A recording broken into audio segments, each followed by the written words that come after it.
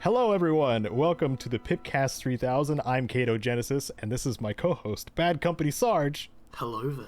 Oh, we got the sexy Sarge. And welcome to the PIPCAST 3000, a bi-weekly podcast where we talk about gaming news and usually have a Bethesda RPG kind of centric topic, or topics surrounding that kind of thing, or open world RPG stuff, or something in that realm. There's been over 160 sci-fi. Episodes. It's broadened a bit. You probably have an idea of what we do at this point. But we also, have a dedicated topic where we hone in on something that we think is worth discussing, or we start making fun of TheGamer if we, as TheGamer's a news site that often has, they've gotten a little bit better, but they often have like some pretty bad takes or things that are easy to pick apart, which we exploit. Yeah. So we're going to do that as the main topic. And this is a specialty that Sarge and I both enjoy, and I had to actually double check and make sure we didn't do this one before. It's Fallout 4 survival mode tips via TheGamer. So we're going to be able to pick this apart pretty well, I think, because we're both experienced and enjoyers of Fallout 4 survival mode. I mean, at this point, I might be like one of the leading experts in Fallout 4 survival mode. You might be. I've been playing it so much. You have, and I'm pretty sure you've got your route down pretty well at this point. Yeah, with the survival mode characters you've been playing. So anyway, thank you to the Wasteland Legends, Sven and Rose. And before we get into we have a few news topics beforehand, just covering some general stuff that happened the last couple of weeks. But then we also have comments of the cast. I'm gonna let you choose either one. Well, no, because they both kind of go over the same thing. Never mind. It's a correction to me, and also we talked about romanceable characters we'd like to be romanceable in the Fallout series, and using TheGamer as kind of like a springboard of that, and then also judging TheGamer for that. Yep. So what are the comments of the cast, Sarge? So we have Hermus, who says, "There's two obvious ones this article missed: Arcade Gannon and Nick Ballantyne." And then goes on to say, "Here's one character from each game I wish I could romance, or we could romance." Apparently we're polyculing it. Fallout 76, Scribe Valdez. Fallout 1, Tandy. Fallout 2, Marcus. Fallout 3, Sentinel Sarah Lyons. Fallout New Vegas, Cass. Fallout 4, Nick Ballantyne. Also, you can romance Beckett in Fallout 76. Yes, that is the correction that I am happy to receive. Maybe I just didn't try. I forgot about that being an option. Is he player sexual, or is he attracted to female characters? I don't know. I assume all the characters at this point are player sexual. That's just like the easy way to do it. Yeah. I don't know. I guess I'll have to check, because I have Daguerre in her ghoul outfit at my camp most of the time now, just because she's her object is easy to place. It's just a big terminal or a big control console thing that fits really easy in most buildings, as opposed to like, I don't know, like the doctor setup. The doctor setup is a weird, menagerie of doctor things, and then he just kind of wanders around. Yeah, I've checked the wiki page, and he's player sexual, and it's Beckett, Sophia, and Adelaide are the only allies who can enter a relationship with the player. Adelaide can? Yep, the Assaultron. Yeah, I know which one you're talking about. Well, I'm just like, so she's not just being obscenely sensual for no reason. That's cool. That's cool. Well, whenever Strife ends up playing Fallout 76, I can let him know that there is a robot he can date. So I'm sure he'll be happy about that. If you know, you know. Go watch Will Strife's streams. Let's see. Okay. So I want to make one little comment, and I have a feeling it may be a similar comment, because that big question mark popped up in my brain when I read one of those. The Fallout 1 suggestion. How old is Tandy? She is young. Okay. She is charming, but she should not be considered as dateable at that age. Yeah, I was like, I feel like she's probably a teenager. Yes. But yeah, it's I don't think it's explicitly said in the game, No. which can be an honest mistake. Yeah. However, and she is like the only one of like three female talking heads, I think, in Fallout 1. But even so, yeah, you see young Tandy, and then you see ridiculously old Tandy in Fallout 2. Yeah. There unfortunately is no in between. Yes, she's either 16 or 96. Yeah. Yeah, that's a bit... I think people also forget how big of a time jump there is between Fallout 1 and Fallout 2. Because a lot of the modern Fallouts we've got have been, like, closer together. Like, it's, every decade or so we get a new one. But originally these games started as like, and in the next century, this happens. Between 1 and 2, it's a big chunk of time. Like, things changed quite a bit. Yeah. And characters aged. Which I do like seeing in games, by the way. Especially like if it's a reference to, or somebody who is like, I lived this, let me tell you about it, kind of thing. And then you can go back and remember like, oh, that's what happened. Oh, it's so cool. Like in Marcus's case, because Fallout 2 Marcus was another suggestion, which I would get behind completely, because Marcus is a great a great protector character. All right, Perv Sarge. Marcus has that protective nature of a character, and he also learned to become best friends with a Brotherhood paladin or a Brotherhood member, which is very much like against all of the things that both factions kind of believed. Yeah. So he's proving to be like a complete juxtaposition to like what his entire stereotype is as a super mutant, which I like. I do like that. I mean, you know, Fox in Fallout 3, it's a very similar vibe. Fox is an anomaly among a faction that is generally known as kind of, brainless killing machines, or very low intelligence killing machines. That kind of character, perhaps, to romance is kind of cool. The rest of them, no, not really any notes. I can say Scribe Valdez. I'm a bit annoyed I forgot about, because Eric also, there's a Spotify comment from Eric agreeing with this too, but Valdez is very much the let's all be rational people during the Brotherhood of Steel Quest in 76, and really appreciate a cool head in difficult times. That's... I meant to go to the Atlas Observatory when I popped into 76 and just refresh my mind on her, because I do remember her being like charming and kind of like keeping the Brotherhood running regardless of the leaders like having it out for each other. And I'm just like, oh man, she's like the perfect package. Dang. Yeah. So I think that's a cool choice for sure. And yeah, that was Eric's similar take as well. Thanks, Eric and Hermos, for the comments. I don't know if you had anything to add. No. Yeah. So if you want to be a comment of the cast, leave a comment on YouTube or Spotify, and we might bring it up in the next episode.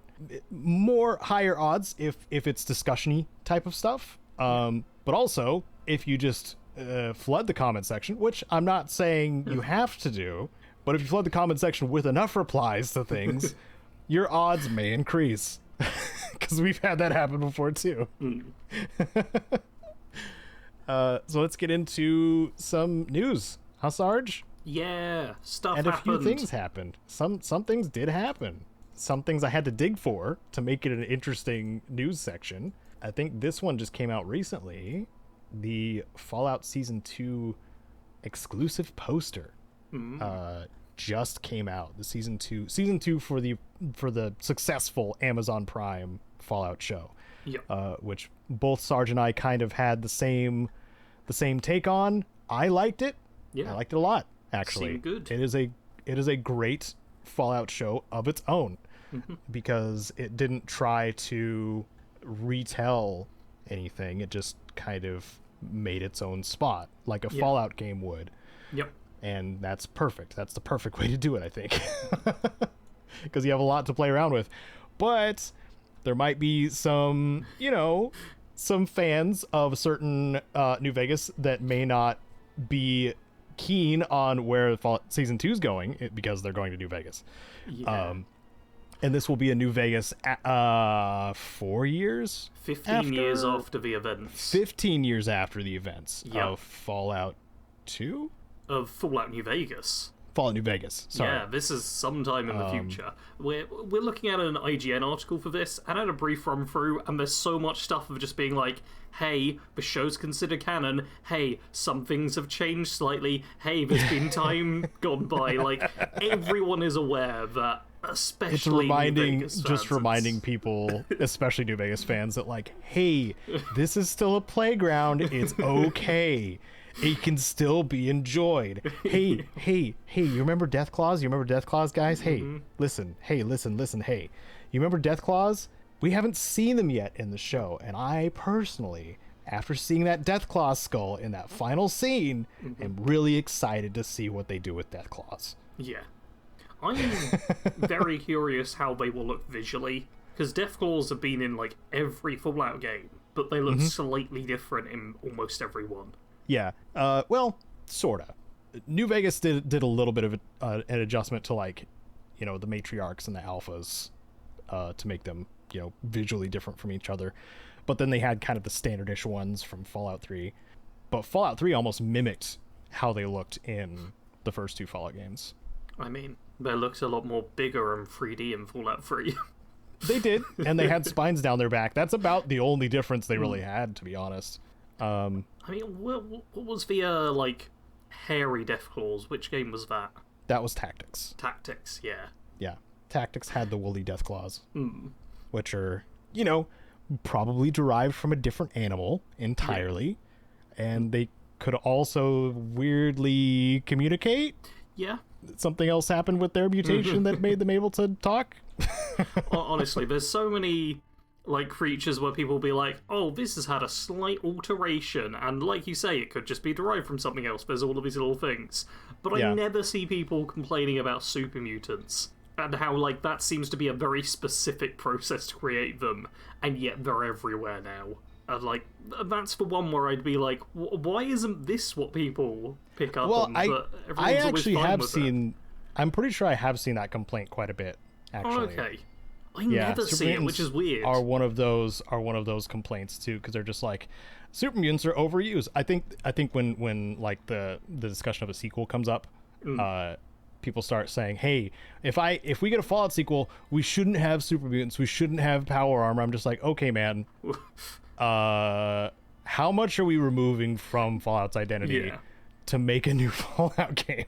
Like, honestly, at this point, I'm like, both of those should be there. Like, power armor just makes sense as well. Like, it's a pre-war bit of tech that's hugely valuable. Don't include the Brotherhood, don't bring the Enclave back. Some of those I do understand. Because the Enclave's been wiped out several times. Yeah. Bringing them back again, when we've even had the remnants in Fallout New Vegas, like, you could have, you know, ex-Enclave people, but I would really like to see them be more than just a raider with power armor. That's just my take. Yes. Like some sort of advancement from there, because New Vegas did that. New Vegas, you know, made their own kind of, you know, adjustments to factions and how they developed over time, and just adding, you know, sick power armor on enemies that are, you know, disposition wise the same as a raider is kind of stale to me sometimes. Anyway, that turned into a rant. I'm sorry. It's okay.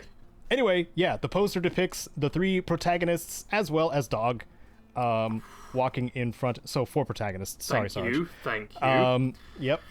Walking in front of the New Vegas sign. I think these are like the 3 models of those characters. Like, if you zoom in, it very much looks like pictures. They are the scanned versions of the characters, which I think it's kind of funny if you zoom in too far and look too close. Yeah. But otherwise, it does still look really cool.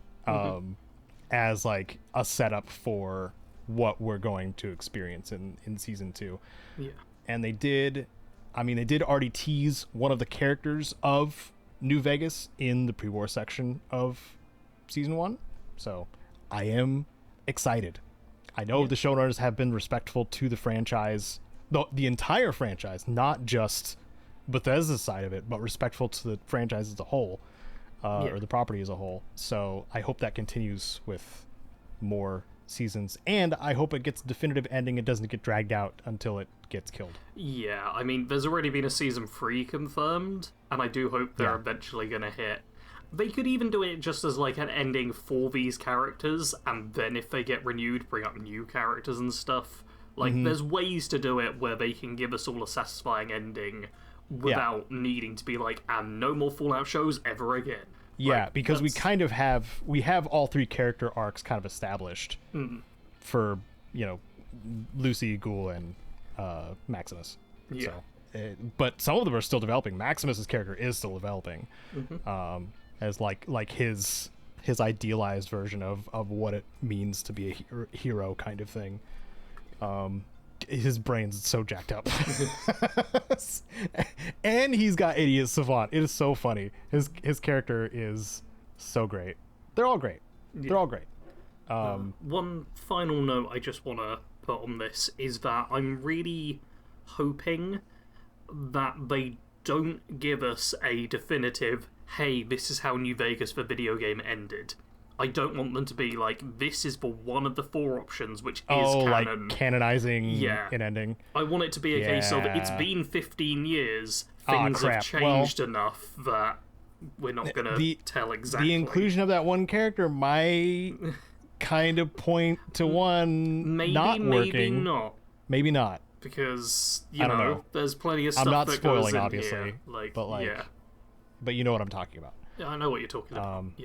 Enough about that. Otherwise, we'll get into spoiler territory. Fallout Season 2 is on the way. December, I think. Yeah. So look forward to that in the winter time, when you're all cozied up in your blankets and not boiling from the sun, because we're all gonna die. Just like Atomfall. Whoa. That's what they said when the power plant exploded. Yeah. In the Atomfall realm, and then they just started mutating into these weird mushroom people. You mean British people? The British people? Yeah, normal, average Scunthorpe resident. Okay. Oh, we're going that direction. Okay, cool. Yeah, I'll name a specific place in the UK. Why not? Oh no, all our Scunthorpe viewers are going to be real annoyed with us. So, Atomfall has been one of those games where Sarge and I I don't want to speak for you, Sarge. I keep doing that, sorry. I enjoyed Atomfall quite a bit for, like, at least going in and kind of trying to do its own thing in, British countryside setting, surrounding an event that happened over there in the Casterfell region area. What's the name of the thing again? Sorry. Blast. I was just trying to remember that, and... Sarge, you're British. You're supposed to know everything about British history. I'm not in that part of England. I mean, and it is the Lake District. I'm trying to find specifically where. Windscale. My brain was like, Windfall? Windrush? No, these are different things. Yeah, it's the Windscale plant. The Windscale plant disaster. Yeah. And so it's surrounding that. It's very Chernobyl-esque in that sense, in like something went horribly wrong, crazy sci-fi stuff happened afterwards. Yeah. Cool game. I enjoyed it quite a bit. There were like multiple ending routes you could go, different choices you could make. There was some downsides. The melee is kind of bad. Yeah. The gunplay is serviceable. And you can kill anyone. Yeah, that's not every game does that in a clean, nicely tied up way, but this game did. Yep. So there's pros and cons, and it is kind of in that AA space where like it doesn't feel like this ridiculous open world everything. It's a lot more tightly made, which I think is to its benefit as well. Oh yeah. They had the Wicked Isle expansion, which I did play, and I enjoyed it quite a bit. It added 2 more endings, I believe, to the main ending of the game. So the addition of a separate area also added to the main story, which I always kind of like. Yeah. But they teased a little screenshot of, it looks like it's an image of an industrial facility on a rocky hill surrounded by trees and grass with strange red foliage visible. Yeah, that. Thanks, alt text. Thanks, alt text. And this building here has a large satellite dish laden antenna on top of it as well. Mm-hmm. And is surrounded by, looks like, barbed wire fences and stuff, and there's got a some power line going to it and stuff. It doesn't give us too much, but it is a hint at another expansion of some kind, which I'm down for. I'm totally down for. Mm-hmm. Because the Wicked Owl did kind of expand only a little bit, but expand a lot more, some more of the background and past of this area, or this, zone, this new sci-fi telling of the Windscale disaster area. And I'm excited to learn more, because they kept a lot close to the chest in the vanilla story. They explained only so much, and then they cut it off. I remember them doing that quite a bit with some of the characters explaining like how this weird fungal stuff started happening and whatnot. So I don't know. I'm stoked. I'm just gonna try not to use melee in it unless they do a major overhaul, because man, it's rough. And I hope, like, if there's a sequel, that they really take a look at that and at least fix kicking and timing with enemies, because it's not even a dance. It's just like, oh, that didn't work that time. Ow. I mean, I find melee to be clunky in so many games. Like, it's difficult to make it work well, I feel. Whereas guns are just like, oh, you point it and you press one button, and it just kind of works. I imagine it's much easier to make good feeling gun-based combat than it is melee-based. Hey, maybe it's my fault for always enjoying or always trying to enjoy melee. That's all. It's got to be on me. They added it to the game. They were just like, we checked it off the box, and Caedo's gonna be satisfied, and then and definitely be fine with how basic and not working all the time this melee is. I mean, there is one set of games that do melee quite well, if you are interested in melee games. What's that? It's for Dark Souls games. Wow. Oh, you got me, Sarge. Ooh, you got me, everybody. Yeah. Yeah, there's really not a lot of games that do melee well as ranged options, though. So I do understand your pain. Even as someone who occasionally wants to play as a melee build, I'm like, it's not that good. Yeah, well, they have to make that their main thing. Yeah. Like, if it's a game that doesn't have guns, then what else is there? Then they do have to make melee decent. I mean, or feel okay to play. Yeah, so. Very lukewarm take. I also think that Skyrim's melee isn't particularly good, which is another reason why Stealth Arch is so popular. Yeah, no, that makes sense for sure. Because I agree, it's getting old. The game is old, and also, we can go back to Kingdoms of Amalur, like, whenever is a game that came out at the same time, and its melee is so brilliant. Good. Yeah. So a little jab at Skyrim to Skyrim fans. Don't look at my analytics about Skyrim videos and how much they've allowed me to subsist. I feel like I can criticize Skyrim as much as I like now. Oh no, I've just checked my top videos, and the second one is my best potions guide for Skyrim. Blast. But you know what? There's only one other Skyrim video in my top 10 of this month, so that's not too bad. Are we doing the analytics circle jerk right now? No. I was getting distracted. Sorry, everyone. I know you don't want analytics. The amount of lists that are in my leading videos is... I just gotta get used to it, man. I haven't complained about it too much. I just gotta... Especially, hey, everybody, I'm moving. So some of... that's why content has slowed down, by the way.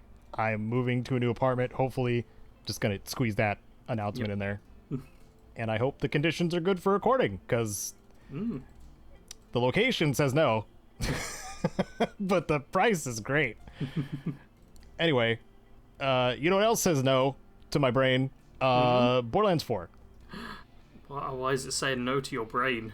So I watched I linked the Amon combat gameplay trailer, which I didn't see until I was looking at stuff for Borderlands 4. Yeah. The gameplay looks pretty good. I still don't know how I feel about the character trailers, though. Have you seen any of the character trailers? I wasn't aware the character trailers were out until I checked the PIPCAST outline and you'd added this, which is wild because I've been getting Borderlands 4 adverts, but I've not seen any of the officially posted like Borderlands videos, which they've got a ton of. Yeah, you have missed out. Yeah, there's a whole bunch of them. Honestly, yeah, they've already done Vex, Rafa, and Amon have all had their character trailers revealed, like their backstory trailers. Yeah. I still don't know how I feel about this. Oh. Like I watched them. There something to me. I mean, it could just be that I'm jaded about Gearbox and Borderlands in general. It could be a me thing. But if you go and look at the story trailers, something might just feel a little weird about how these characters are portrayed, and how, I don't know, maybe how clean it is. I know the excessive gore is like cranked to 11 for all of them. I can't put my finger on it. But it just doesn't quite feel like the Borderlands it wants to be, because they're trying to go back to the roots, right? That's like their main. At least I've heard Randy Pitchford say that kind of stuff, and I take what he says with a grain of salt all the time. Have you watched the one I linked, Sarge? Yes, I'm watching that on repeat at the moment. And the combat all looks very Borderlands 3 feel, which I know because I've actually been playing a lot of Borderlands 3 recently. Yeah. And like the tempo of it and all the pacing and just visually, that's Borderlands 3 right there, just with different abilities and stuff. Yeah. I did get interested in the variety of things that it was showing him on doing. Because he's got a punching skill. He does have a punching skill. Multiple characters, I believe, have a punching skill, which is good to know. Or melee type things. I think they're embracing melee a lot more. I was just complaining about melee about other games, and this one seems to be embracing it more. But a problem that Borderlands has had in the past with melee is it does not scale for higher difficulties. Like you have to go like either a crowd control direction or an element direction or both. At least that's what it felt like when we played. Like it felt like that's what end game builds kind of all ended up being. Yeah. Like if you try to play Punch Amara in high difficulties, like good freaking luck in Borderlands 3. So, and I played Amara. Obviously, she can punch 8 times. Why wouldn't I be playing Amara? And that was the part that enticed me to her as a character, and being a siren, obviously. Sirens are always cool. But yeah, her main gimmick just was not really usable in later stages. So I hope that is one of the main things that improves in Borderlands 4, if I'm being hopeful for a second.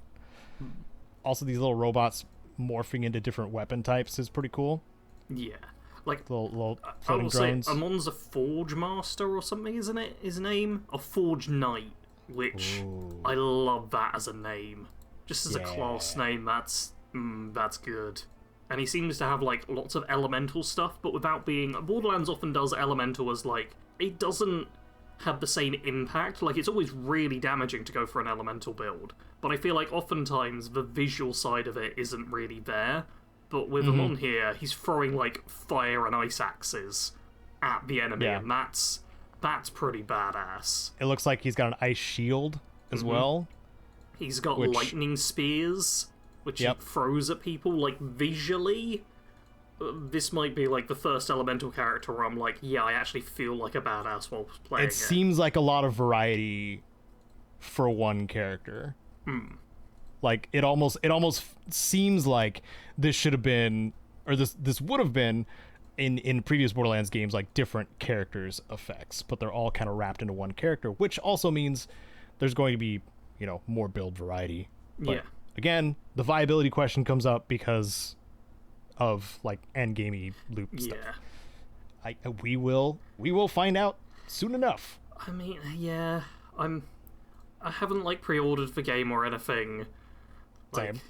But it's annoying because it's one that I'm sure that I will enjoy. Like, I'm someone who likes Borderlands 3, and I'm aware there's plenty of people who don't enjoy that game for any number of reasons. And I like looking at this, I'm like, I know I would enjoy this game.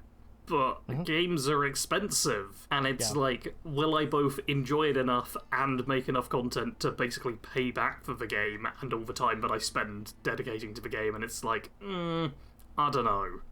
Yeah. So I can almost guarantee we will play it together at some point.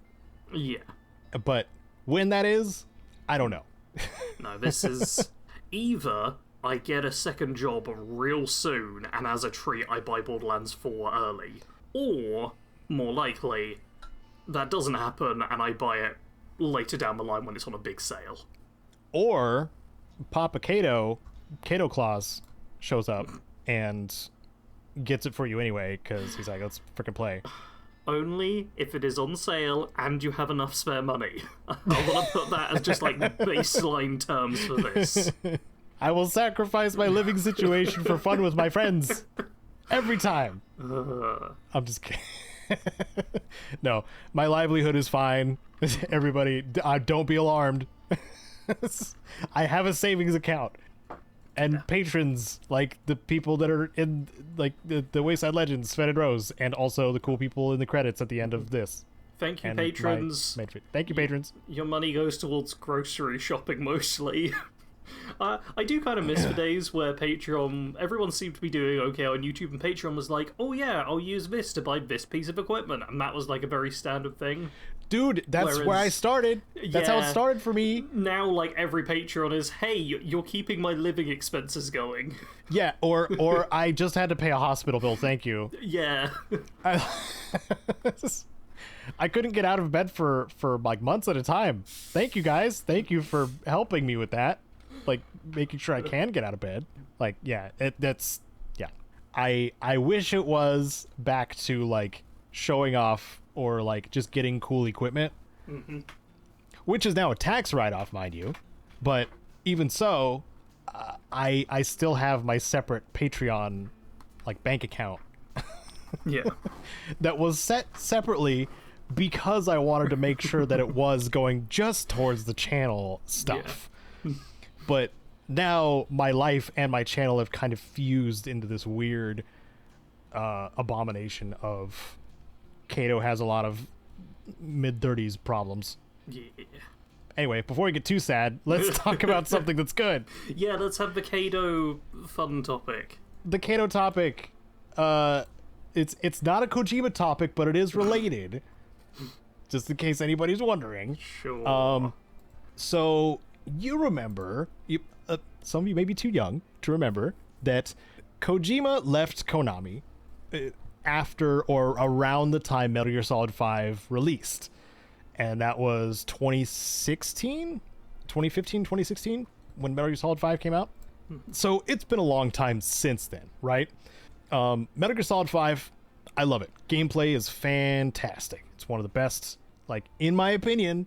I know there's a lot of opinionated Metal Gear Solid fans out there. In my opinion, Metal Gear Solid 5 has the best gameplay loop of the series. Story-wise, that's another conversation. Not going to get into it. But the gameplay, oh my god, it's so good. Adaptive enemies, different tools to use, all that kind of stuff. One of the there are several controversies that surrounded this game. Several. But one of the main ones was David Hayter's replacement. Kiefer Sutherland is the voice of Venom Snake, because Kojima, using his powers as a a celebrity in the gaming space, just started making real Hollywood celebrity friends. And Kiefer Sutherland was on his list to, you know, be, I don't think he was the first choice, but he was definitely one of the choices to voice Venom Snake. And David Hayter never really got told he was being replaced or anything like that. Like, that's where the kind of the controversy came through. It's like Kojima just chose someone else to play as Snake, whereas David Hayter had been playing most of the iterations of Snake up until that point in the Metal Gear Solid series. So, yeah, he played Snake, and he played Snake, he played Snake, and then Snake, and he also played Snake. Yes, he played a couple of Snakes, but he was the main Snake, if that makes more sense. So he was very put off by this for a very long time. He felt slighted. He felt insulted because he was just like, I've been playing this character for so long, I kind of know how to play that character, but what the heck, I'm not even part of this, I guess. So whatever the issue was, David Hayter, like, it was salt in the wound, like seeing Metal Gear Solid 5 do as well as it did, and feeling like he could never experience that game because it would feel awful to him. It would be humiliating. But he eventually decided that I'm gonna give it a shot about 10 years later. And he freaking loved Metal Gear Solid 5. And he also met Kiefer Sutherland and had a few drinks and got to know him, and it was like a hey, how you doing, no hard feelings kind of thing. And I think that's great. Whatever the thing is with Hideo Kojima, I'm not entirely sure. I don't know if there was much in there about Kojima. He might still be a bit annoyed at Kojima, but at least a good bit of the hatchet has been buried, I guess. And it's nice to see that, you know, both snakes are two of the snakes are getting along and somewhat bonding over the franchise that they helped, you know, be a part of. Yeah. So I just thought this was a good little news thing for people who know of David Hayter and his plight as Solid Snake and Big Boss. But yeah, anything I say will spoil Metal Gear Solid 5, so I'm just gonna move on. Yeah, and I've still not played it, Caedo, so you're gonna have to keep those spoilers all tanked up for the next couple of decades. Do you have it in your library yet? I'm pretty sure I own it. Okay. Let me check. You know, I played, Metal Gear Solid 5 Ground Zeroes and Metal Gear Solid 5 The Phantom Pain. I've even got Metal Gear Rising Revengeance. Oh, it's so good. And I have... actually, correction. I've played 9 minutes of Phantom Pain. You haven't even gotten through the prologue. I mean, I've played 43 minutes of Ground Zeroes, so that's like almost a full hour of Metal Gear Solid 5. Well, let's move on. One day you'll experience it, and you'll be like, why haven't I played this? Or you'll be like, I hate it, it's third person. One or the other. Hey, I got on with the Dark Souls series eventually. Yeah. I'm sure this will be the same thing. And Metal Gear Solid series, minus like the first one, has aim down sights anyway, so... Yeah, I mean, I have... that is my most played Metal Gear Solid game, is like the first one, or the first PlayStation one. Yeah. Which does not have ADS. So, I don't expect you... It's unfair to expect you to go back to that, just because it is old. Let's move on to not Metal Gear Solid, because I could talk about that for hours. It's sure good. Fallout 4 is something that Sarge has been playing a lot lately. So I figured this would be a good, relevant topic for at least one of us. I've not been playing Fallout 4, but I think I've done enough videos on it to stay on track, I think. Yeah. You've got some level of knowledge of the game. Just a couple of guides for Fallout 4. Just a couple. Fallout 4 survival mode tips and tricks. Yeah. There are 23 of them. Oh, dang. Yeah. So we're going to be going through this. Do you want to do a rating system on these? Yeah. What are we rating them out of? The rating system could be different types of food, in survival mode, which would be so niche and unintelligible for most people listening. That's a bit too much. Let's rate it by levels of dehydration. Okay. So the higher dehydration, the worse it is. Fair enough. I already know what the first one's going to be. Okay. Do you want to do like the summary in the intro or jump straight in? I'll do the summary. This is written by Jack Pierrick, updated May 3rd. This is an updated one, May 13th, 2024. If you're seeking a challenge, Fallout 4's survival mode is a big deal. Selecting it at the beginning of your game means you can only save by sleeping. No quick saving here. Also, you can kiss the fast travel mechanic goodbye. Oh, and let's not forget the fact that you'll take 200% more damage. You can't sleep the damage away, and ammunition has weight. With all those factors in mind, it's no wonder you've come here. You'll need all the help you can get with this hectic and unforgiving, but oddly rewarding game mode. Without further ado, here are some Fallout 4 survival mode tips. Updated May 9th by Jack Pierrick. As time goes on, the radiation levels in the Commonwealth will, in theory, gradually lower, but that doesn't mean the environment has become any more hospitable or any less hostile. In survival mode, anything and everything has the capacity to kill you, whether it's as benign as succumbing to the elements or some raider chucking a Molotov cocktail at your head.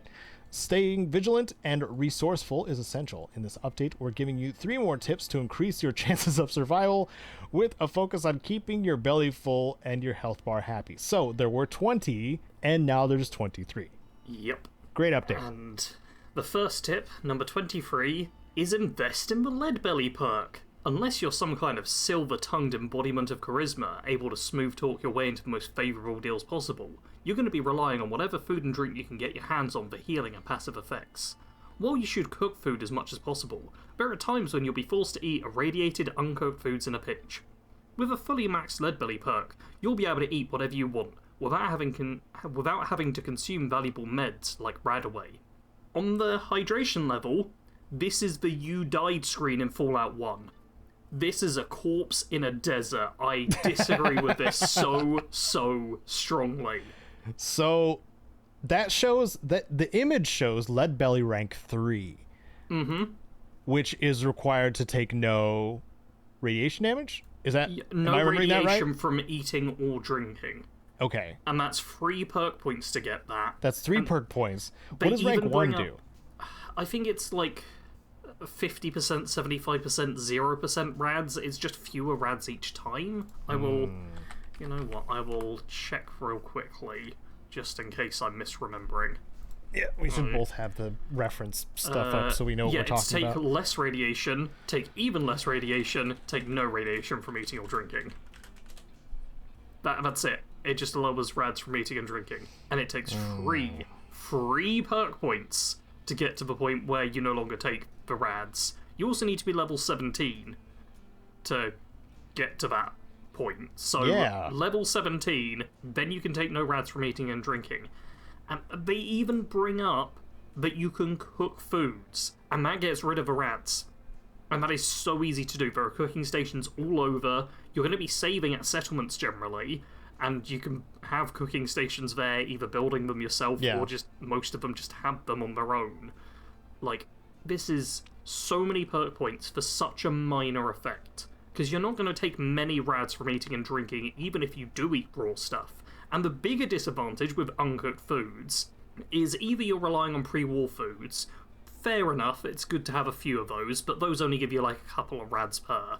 It is really going to build up your rad bar slowly. Yeah. Or you're cooking like uncooked raw meat. You're just eating that stuff.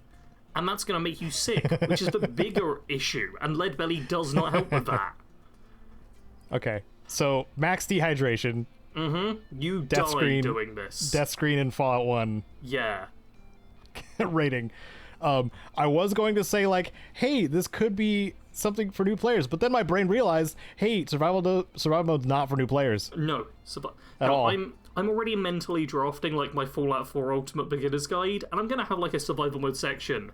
And my plan is to start it by telling people not to play survival mode, because if you're a new player, it's going to be really difficult. Yeah. Because survival mode almost requires you to have foreknowledge of locations and like safe places to be and loot in general. You can't do the normal progression in survival mode either. Like, if you go directly to, like, I don't know if you might do this differently than I do, but I try not to go to the Corvega, like, immediately. Yeah, Corvega's... Because I have done it early in survival mode. I've died so many times there. But yeah, it is risky and difficult. And even as someone who, in my head right now, I can mentally map the position of every single raider in the exterior and interior of Corvega. And even knowing exactly where they all are, what kind of loot they have, where the oil patches are in the room with Jared, like, I know this location perfectly.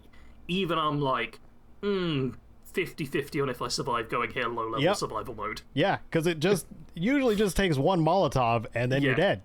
Yeah. And if you're in a hallway, good luck.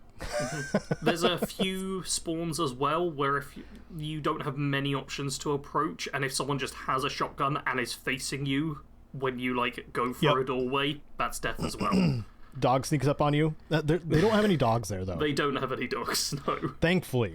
Yeah, Sorry, I'm getting a little PTSD from the bridge to they do have a turret out by the front door, though, which can be a bit of a pain. Turrets are scary, too. Like, I always make sure to eliminate that first. Yeah.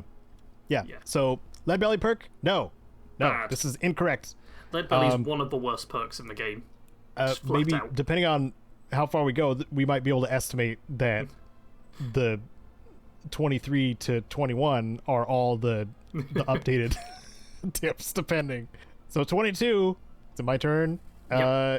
Give robot companions the regeneration field mod.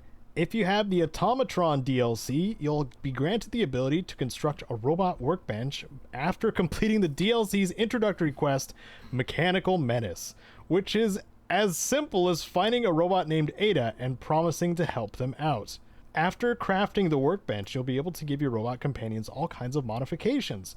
When it comes to survival mode, the most useful mod you can get is a torso modification called the Regeneration Field, which heals you when you're out of combat for free. So, this is cool. Yeah, this one is you're drinking dirty water from Fallout 3. That's the hydration level you're getting. Like, yes, this is hydrating you, but there's a cost to it. Yes. Because that's Robotics Expert 2 and Science 2. Yeah, not only both those perks, which means you're having to play a high intelligence character, and Robotics Expert, fair enough if you are doing the Automatron stuff, that is fine. Automatron is, in my opinion, the DLC that ramps up the most in difficulty, switching between survival and the base difficulties. Oh, yeah. Oh, like, for sure. That robot horde mode thing fight, that's scary. That's scary in survival mode. Even though I think you can, like, sleep on a gurney or something like that, like, right beforehand, but even so, like, having to play through the whole thing after you die in a couple waves in is still... I have just double checked as well, and you can build the workbench basically after the Ada little robot battle, so you don't have to go and do the next quest, which is a small, like, a set of small rooms with robots in them, which is just a nightmare on survival mode. So it's not... Oh yeah, sorry, I was thinking about like the climax of the story. Yeah, the final one, which is a real pain. But this does also require you to be level 19. 15. Oh wait, does Robotics Expert 2? Oh. Yeah. Yeah, and you need to be level 15 anyway to have that start. So... I just looked it up. Science 2 is 17, Robotics Expert 2 is 19. Yeah. So, yeah, at that point, keeping your health topped up shouldn't be a major issue. Like, if you've made it to level 19 in survival mode, you should know how to keep yourself healed. You should have a certain magazine that takes way less steps to get. That's my take anyway, and I hope that gets brought up. This is so annoying. What is the name of the magazines? Because it's the variable effects one, and I can't remember the name of them. Is it the Unstoppables? It's not Unstoppables. What is it? Sarge, I fricked up. My brain is not there. Okay, we're googling it. Astoundingly Awesome Tales. Thank you. It was going to bug me as well. Good lord. Yeah. We both... Welcome to the simultaneous brain fart of the podcast. I mean, to be fair, sorry. the regenning health one is in the Boston Mayoral Shelter. Yes. Which... But... This is for players who've played before. Yeah. And this is tips on surviving. Mm-hmm. And we're already telling players how to play. Yeah, like, I do think just generally this is a better way to get constant healing. But I also didn't say the magazine because I don't know if that's an entry or not yet. That's fair. But yeah. I will say the magazine that I've really enjoyed is there's like extra XP while traveling with a companion, which is in Good Neighbor, which is really easy to get on like all of my companion-focused survival mode. That's the one on the toilet, right? No, it's on the desk, like on the right, just when you show up. Oh. Yeah.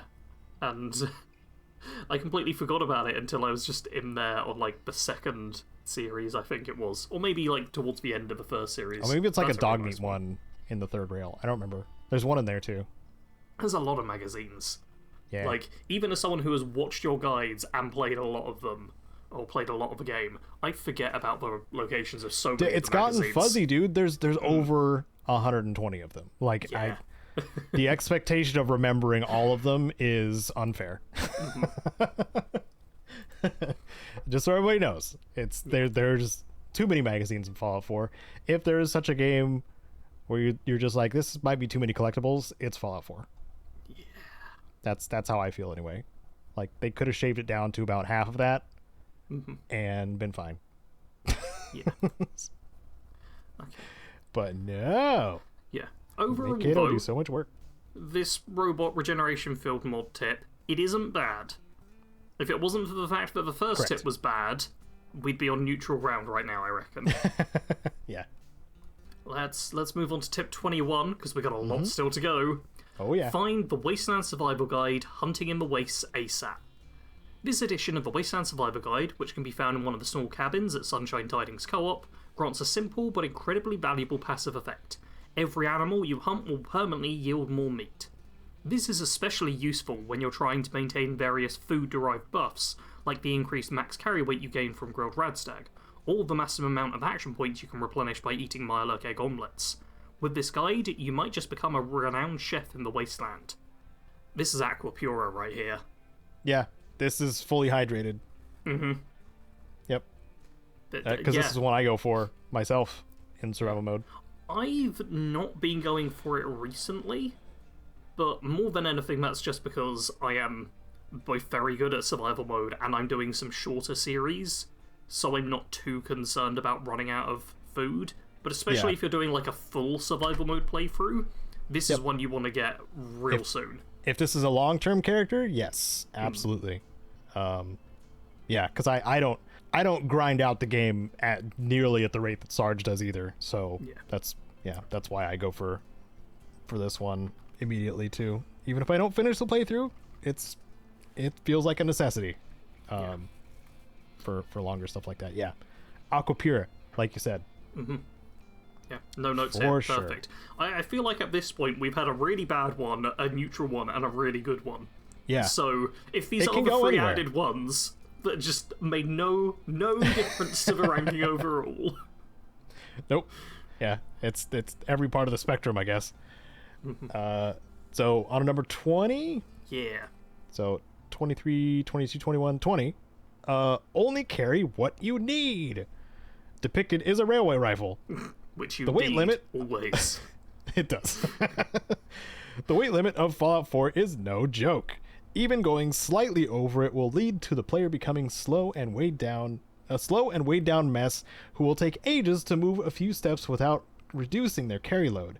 Survival mode makes this weight limit even tougher to deal with by adding a weight to ammunition as well. Players now need to be really smart about what weapons they'll choose for this run, since it's impossible to hoard ammunition now. Not impossible. That's an exaggeration, I think. Yeah, it sounds like your brain's breaking. Yeah, this is because only carry what you need is a really important tip for survival mode. It is. But they've not told you why. They've just said, or what, because besides ammunition ammo. weighs more. Yeah. And they've not pointed out that in survival mode, while over encumbered, unless you've got like the later ranks of a strongback perk, you will constantly take damage over time, and you get special debuffs, as well as the not being able to move quickly. Mm-hmm. Like, your legs literally shatter if you over encumber yourself too much and try and walk around. And they've not brought that up on the carry weight tip, which... that... or ways to mitigate it. Hey, I do guides. Mm-hmm. Guess what one of the things I covered was? Multiple aspects of, in fact, was carrying stuff. Yeah. Because it's like baseline. That is baseline for a lot of the tips and tricks that I do. Is like, people want to carry stuff. Here's how to carry a lot of stuff.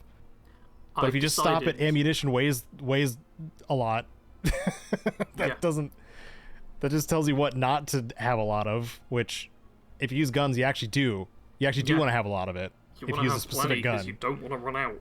Yeah. I've decided the hydration level for this is another person drinking some purified water and then spitting it in your face. Because technically, the most general version of this advice is good, but it's not telling you why at all. It also doesn't I think I've got a good out... one. Oh, go on. I think I've got a good one. You're setting Aqua Pure right next to a water beggar because you know he will not accept it as purified water. Wait, I thought they did. Did they? I'm pretty sure they do. I mean, I've literally just done a guide on Fallout 3. Okay. You give a water beggar 10 purified water and he continuously asks for more. In other words, it's a waste. You should be drinking that water, not giving it away. Okay, I'm not gonna look into that more. Anyway, yeah. Yeah, you can give them it. However, if it's the modified Aqua Pura, then you gain negative or evil karma for giving it to them. Oh, that's right. Yeah. Do they eventually die, or do they just keep asking? I don't think they do. I've not tested it. They also don't mention in this point on the gamer list that survival mode reduces your carry weight, which is like such a critical thing to bring up. That's important, yeah, because it makes strength way more. Yeah, I mean, it's already valuable, but then it makes it more valuable. As someone whose current series on the second channel is a character where I decided to go 1 strength in survival mode, the reduction in carry weight is no joke. Yeah, and pocketed mods, very important. Yes, like, maybe they'll have some more of this stuff later on, but this tip is... Pocketed mods might be one of the things I actually forgot to add to my tips, if I remember right. Gonna have to redo that guide now. I'm a fake Fallout 4 survival mode player. Yeah. Time to redo it. And then get, thousands upon thousands of views again, because tips and tricks just do well. I can't help it. Right. Well, I'm happy to move on to number 19 now. Approach combat with tact and wariness. Easy. Death in Fallout 4 is annoying enough as is, but becomes absolutely nightmarish in survival mode. Given the limited opportunities for saving as is, a single death can prove to have catastrophic consequences for your playthrough. So, players should pick and choose the encounters they actually want to deal with instead of fighting everything that tries to attack them. Without a proper strategy, the game over screen will arrive sooner rather than later. There's no game over screen. There's not. That was also flagging in my brain. There's no you died. Yeah, this is... the point of, pick your fights is a sensible thing. But they say pick your fights instead of fighting everything that tries to attack them. That kind of sounds like you're locked in combat. I do get what they're going for, but I feel like this is another one that could have been more fleshed out and actually given some useful advice rather than just the most generic sort of option of what to say here. Yeah. This is toilet water. This is subway station toilet water. Yes. I think. Because this tip could apply to literally any game. Yeah. That has combat in it. Not just Fallout 4 survival. Literally any game with combat.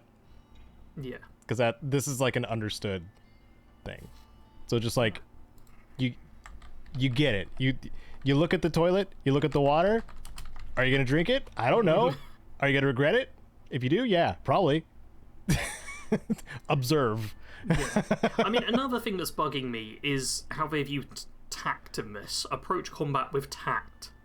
Like, with tact and wariness. Does tact mean something else in like American English? Not really. What does it mean in American English? That it's just like being aware of the disposition of whoever you're dealing with. Okay, that's basically so, like, the same as like it's basically sensitivity the same. Towards others Yeah. in conversation is kind of like how I'd typically refer to tact. But if enemies have a very simple disposition towards the player, they want to kill you. Yeah. So, okay, tact feels like a slightly weird descriptor to put in there. If it, like, I think they're going for like know when to avoid, I guess. Yeah. But wariness covers that too. Yeah, that's the thing. Or just use the term caution. You can use the term caution. Maybe they just use a thesaurus and it's just a chose lot of tact and other wariness words instead. Better. Yeah. All right. Well, there's some toilet water for us to enjoy. That's toilet water. Yeah. What's the next one, Caedo? 18. Map out where the doctors are in the game. In Fallout 4 survival mode, it's not easy to heal crippled limbs and recover health. Only doctors can really help out in this regard, especially if players want to preserve their ever-valuable stim packs, which aren't exactly cheap, by the way. So it's advisable to side with a faction that has doctors and an abundance of medical supplies on hand to help you out in your travels. This is critical to ensure that the sole survivor remains relatively healthy throughout this grueling adventure. Okay. This is... I think this is a good tip, which misses some stuff. It does. Because doctors can cure diseases for you. Most of them you can barter with for different chems and stuff, which can be helpful in a pinch. They also have, like, cure rads, which is good if you can't build, like, a rad arch and you don't want to take rad away, which will make you more susceptible to diseases. Or aren't able to make the refreshing beverage. Like, there's a lot of good reasons, and actually mapping out where the doctors are and having, like, a good idea of, oh, okay, there's a doctor here, I can just make it to this place, that's fine, is some sensible advice. That is, yeah. Yeah. I would say probably near empty water cooler in a doctor's office. Oh, wow, that's like a real life one. Okay. But you can tell it hasn't been drank from in a long time. Yeah. I don't know. My brain was like, maybe Nuka-Cola? Like, it's a pick-me-up, but only in the short term. It doesn't fully hydrate you? Yeah. Okay. But I'm not sure. Overall, though, I do think that's a positive tip. Yeah. Drinkable, at the very least. Yes. Yes. Number 17... We're getting way too creative, I think. Yeah, number 17 coming in quite similar theme to it. Maintain a healthy stock of stim packs. Stim packs are the bread and butter of any Fallout game. This feel-good pokey stick has saved the hide of many players in the game time and time again, even in some of the most dire situations. So the lesson here is, it's important to heal when you really need it. Don't be wasteful. The fact that this healing item helps you recover over time, as opposed to the instant health recovery from a normal game, is also something that players need to keep in mind. Okay, so first off, credit for good pokey stick. I was going to say that too. Feel good pokey stick is great. Yeah. I like that. They have missed a little bit of stuff here. Because stim packs, I'm pretty sure they dehydrate you slightly. Yeah, it's got the chem downside, which is, I think it's dehydration. I'm pretty sure it doesn't also add, like, susceptibility to disease, though. So it's not, like, as bad as most chems. No, Radaway is the one that adds the weakened immune system. Pretty sure. So that's what it's called. Yeah, weakened immune system. Yeah, so there is a extra thing to keep in mind here, which they've neglected. But it's sensible. I mean, this is just very basic advice of, keep stim packs. They mention that it recovers over time. That's something. Yeah. This is a bottle of purified water you kept from the water beggar when you figured out that they just keep asking. I'm gonna bash the water beggars as much as possible. You're being real mean to them. I hate them. They're such a valuable tool inside of Fallout 3. They suck, though. It's like the game where karma actually matters. They're not even characters, Sarge. They're receptacles. They are. No. But come on, it's not like Fallout 3 has that many just generic NPCs. Most of the people you bump into have names. It's fun. Okay. The water beggars do too. They just are a one-trick pony, and I hate them. Yeah. Alright. Well, let's move on to number 16. Take it away, Caedo. Use your companions to target tricky enemies in battle. In survival mode, your companions are the best way to tackle bigger threats in the game. They help you remain outside the line of fire and are fairly durable enough that you should have no issues picking off enemies from a distance while they're focused on damaging someone else. It's also recommended to use companions to take out certain enemies in combat who can prove to be a major annoyance. This ensures that your survival rates in most combat encounters are enhanced significantly. I feel like you can probably speak on this better than I can, Sarge, because you take dog meat everywhere. I mean... Companions feel more like a liability to me. Yeah, I was going to speak on this more as someone who's already recorded 3 out of 7 challenge runs, which are all based around companions in survival mode. Mm-hmm. I'll tell you that what happens is your companion gets involved in the fight and goes down. Yep. That's what happens. And, hey, you remember that tip about useful feel-good Poke Sticks? Mm-hmm. You gotta revive them with those. Yeah, my Stimpaks are primarily being used for reviving companions these days. Yeah, companions are not that good. They also say picking off enemies from a distance, and I feel like companion accuracy is very bad. I will say I'm not sure how much of that is I'm quite good with accuracy in first-person shooters. Like, I'm not sure where the actual baseline's supposed to be, but it feels like companions are using bats in order to get their hits, which at range is like, oh, you've got a 7% chance to hit this person because they're more than 10 foot away. Like, that doesn't feel right to me. Yeah. And also implying that it's easy to do the commands to companions in the middle of a fight. In the middle of a fight in survival mode? Nope. That's not a chance. I would happily argue that a lot. Yeah. I don't. We're both kind of negative on this one. So what do you think? Yeah. What do you think the water quality is? Oh no, I can't say the thing that popped into my brain. It's bottle a of urine? Bad one. It was a bit more graphic than that, but you're on the right lines. Let's keep it tame and just say bottle of urine and not the delivery method. Old road trip van. Just to anyone listening, whatever you're thinking I was going to say, just tone it a level worse and you'll be there. No! Ew. Okay, let's move on to a good one now. Yeah. Number 15, settlements are your friend. You want as many settlements built as possible in your survival mode game. Why? It's how you will restock, store, and save your game. At every settlement, you will want a bed for yourself so you can save the game. It also gives you the well-rested bonus, which will give you a 10% increase in experience gain. You're going to need that. You will want a chem and cooking station as well. Survival mode adds a thirst and fatigue mechanic but is affected by different items.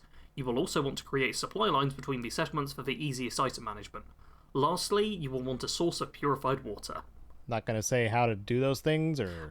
It does kind of lack telling us, and like supply lines requires a certain amount of charisma and stuff. Yep. But in general, yes, you want settlements. These are a bunch of the benefits of them. It is good to go over the... Yeah.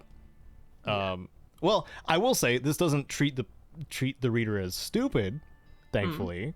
And implies that person already knows how to make supply lines because it is survival mode. So I guess I'll give it a pass in that sense, because I keep thinking back, like, this is not a beginner guide. This is more of a experienced player's thing. I think this is like intended for someone who's played through Fallout 4 once or twice and now is going for survival mode. So you know what supply lines are. You know what settlements are, which ones are probably preferred. Didn't say anything about Hangman's Alley being like one of the best ones. Yeah, that's an added thing that could have been thrown which in. I would have added myself because it is a central location in the Boston area where it's kind of located close to like the main hubs of the game, which is very helpful. And also very defensible. Like the most defensible of like all of them because it's surrounded by buildings. Oh yeah, I mean, I don't know if it's already happened or if it's in the next series. I've pre-recorded so much of my special survival stuff, but Hangman's Alley gets attacked in survival mode after I've taken it without the attack notification. Oh no. There's one point where I just show up and there's a raider next to my bed. I won't say how it ends, but someone gets shot. That's funny. Yeah. I'm excited to see that. Which one is this? Is this the... Oh, you don't know. It's either perception survival or endurance survival, I think. I'm pretty sure it didn't happen in strength survival. Okay. Yeah, I've already recorded both of those series in their entirety, so... Oh, yeah. Well, cool. I mean, this is a valuable tip. Yeah. Because settlements are, checkpoints at this point. You can find, ratty mattresses throughout, the game. But... Yeah. You don't get diseases from beds you've placed. You can generally. You can get diseases a lot easier and just bad night's sleep from bedrolls and stuff like that. Yeah, it's 3 to 5 hours is how much you can sleep on not proper Yeah, beds. there's a limit. Yeah, that's right. So yeah, this is very good. Good. I'm wondering if it's refreshing beverage or if we save that for something even better. I would save that for something better. Refreshing beverage is like water. Tier. It's like water plus. Water 2.0. I'd say this is when you open up one of the first aid boxes and it has multiple purified water inside. Hey, yeah. When you need it. Yeah, that's a real good feeling. Yeah. You're down to your last one. You're like, uh-oh. Mm-hmm. Yeah. 14. Collect pre-war money. Pre-war money is a valuable resource, especially in survival mode. The best thing about it, it weighs nothing, so you can collect as much of it as you want without reaching your weight limit. What makes the money a good resource is that one sells for about 8 caps. If you add charisma stats to that, it will sell for even more. Secondly, they count as a cloth resource, so you can use them to make beds you will desperately need in your settlements. So they are quite useful for both crafting and selling. This is a great tip. This is. Pre-war money is great. It's telling you all the good stuff about it. I think I literally have one complaint, and it's a super minor sort of nitpick. Go on. It says that each one sells for about 8 caps. The value of each one is 8 caps. Typically, you sell stuff at under the value. Yeah, it's only if your charisma's at 10 with... I don't even know what the exact... The selling perk? God, this is annoying because I can't remember it either. It's Cap Collector. Cap Collector. My brain was it can't be Cap Collector because that's the one where you find more caps, but the one where you collect more caps is called Fortune Finder. Oh God. Okay. Yeah, those perks you could switch the name over any time and it does not matter.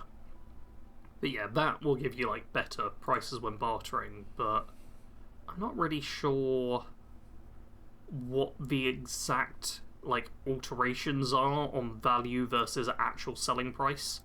Fallout 3 fortunately has an amazing little chart which just tells you barter and the exact percentages compared to value that you sell and buy at. But Fallout 4 is a bit more complicated in that regard.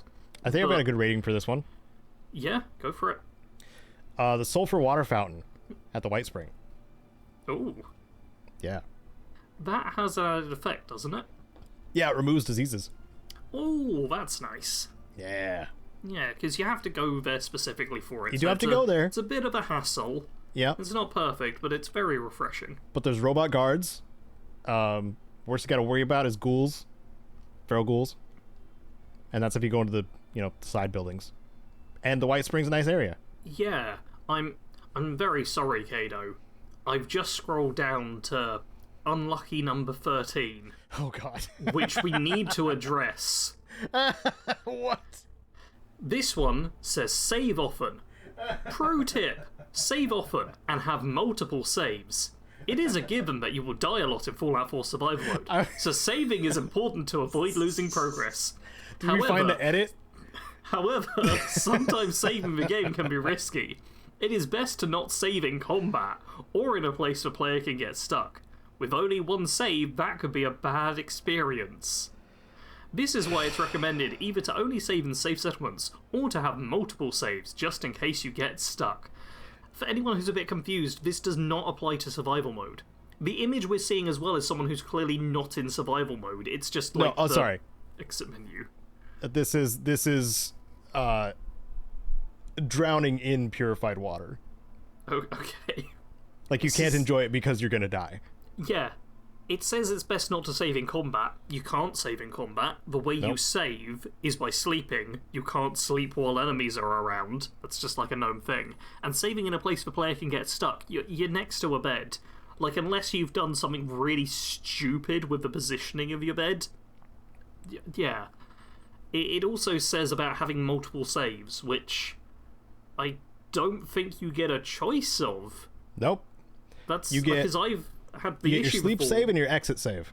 Yeah, I've had the issue before where I've lost a bunch of progress because I didn't exit save properly, and yeah, this just does not apply. It might still give you the autosave zones. Like, there are a few story based. There are a few of them. Autosave zones, but that's it. You don't really control those. Yeah, you have no control over those. Mm-hmm. Yeah, this is not good advice. This is an just going anti-tip. to confuse people. Yeah, this is an anti-tip. I would have been like, oh, maybe they accidentally ported this over from just like a generic Fallout 4 tips and tricks, because saving often is good for that. But they specifically say Fallout 4 survival mode in the description of this. And the URL. Mm-hmm. Which wouldn't have changed with the edit. This is bad.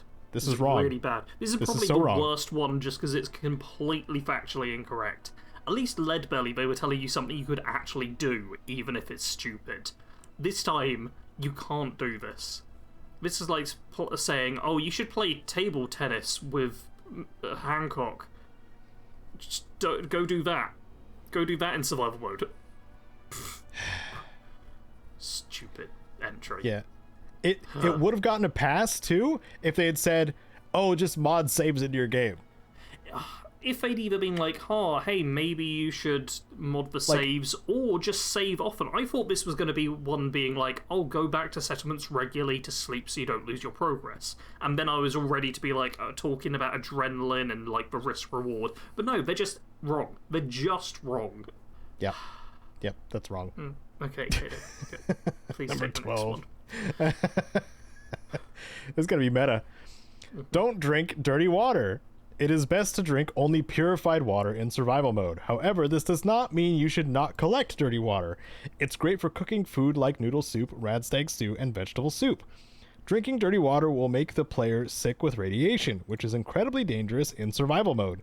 Luckily, purified water is easy to get through collecting bottles and filling them all up at settlements. Also, Codsworth gives out purified water. Okay, what's extra funny on this one is I'm sure both of us can already see number 11. Can you see number... Oh, okay. Number 11, I'm not going to spoil exactly what it is, but it's literally a line from this one. Oh, so, no. we're going to really double dip on this one tip split into two. But overall, I will say I appreciate that they brought up what dirty water is good for. Even though you shouldn't drink it, there are some cooking recipes where it's good. That's like an extra actual bit of information for players, which I think is very valuable to have. Mm-hmm. You know what? This is fine. My biggest issue, I suppose, is they say will make the player sick with radiation, which, I mean, it does give you rads, but there's also the chance of disease, and it feels like those. I was going to say, things, like, disease is way more important to tell the players about than radiation, because radiation, you can get rid of it a lot easier than diseases. Yeah. Like, rads are much more of a problem in survival than they are the base game, because you don't really want to take rad away if need be, and the food items and stuff which remove rads got debuffed to hell for some reason. So generally you're looking at, like, building a rad scrubbing arch, but there's still ways to deal with it. Disease are the bigger issue. Yes. And it does feel like that sentence just kind of mushed them together in a way that doesn't make it clear at all. But yeah, you should have purified water, and there's a couple of ways to get it. Yep. I'm a demeanor person. I get annoyed at tone sometimes when I see things written out as like matter of fact don't do this, because some people treat this as a challenge, which that's fine, but I don't I don't like telling people what to do. I like advising and recommending, but I don't like just telling people how to play.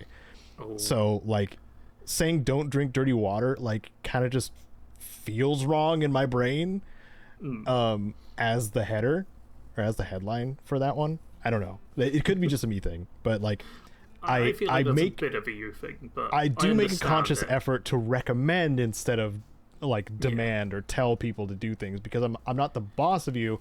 I'm just trying to help make the experience easier and or more fun. Or this is how I experienced it in a more fun way or more interesting way or whatever. Or exploited this system. I'm now trying to remember if in my Fallout 3 guide if I told people specifically don't drink toilet water, or maybe you shouldn't drink toilet water.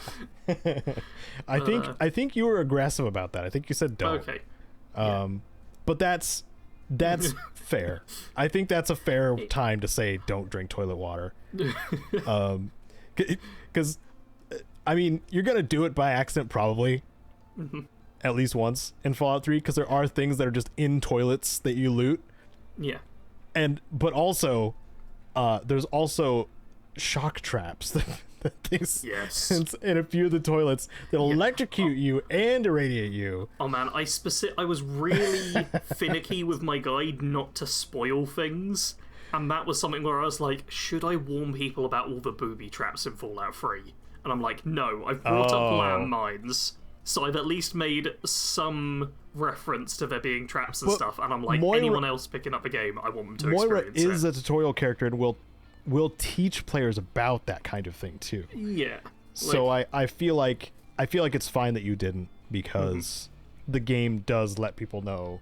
It's literally a survival guide she's writing. She's like, okay, traps are dangerous. And you're gonna find out. I'm gonna rank number 12 as vegetable soup. It hydrates you and gives you some extra bonuses. It's not the perfect tool for hydration, but there's some good stuff in there for you. Yeah, it's good. That's good. Same kind of line. It should have been the same tip. 11, collect bottles and fill them at water pumps. Did I do the last one? I don't know. You're doing this one now, though. I'm doing this one now. Purified water is so important since there are so many negative health effects in survival mode.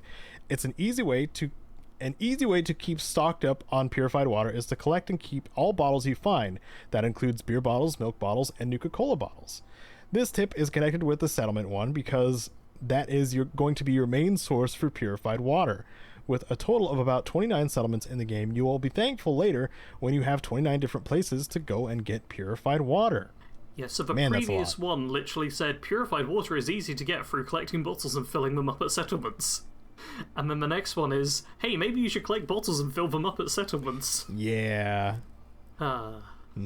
It's still good advice, but we have just said that.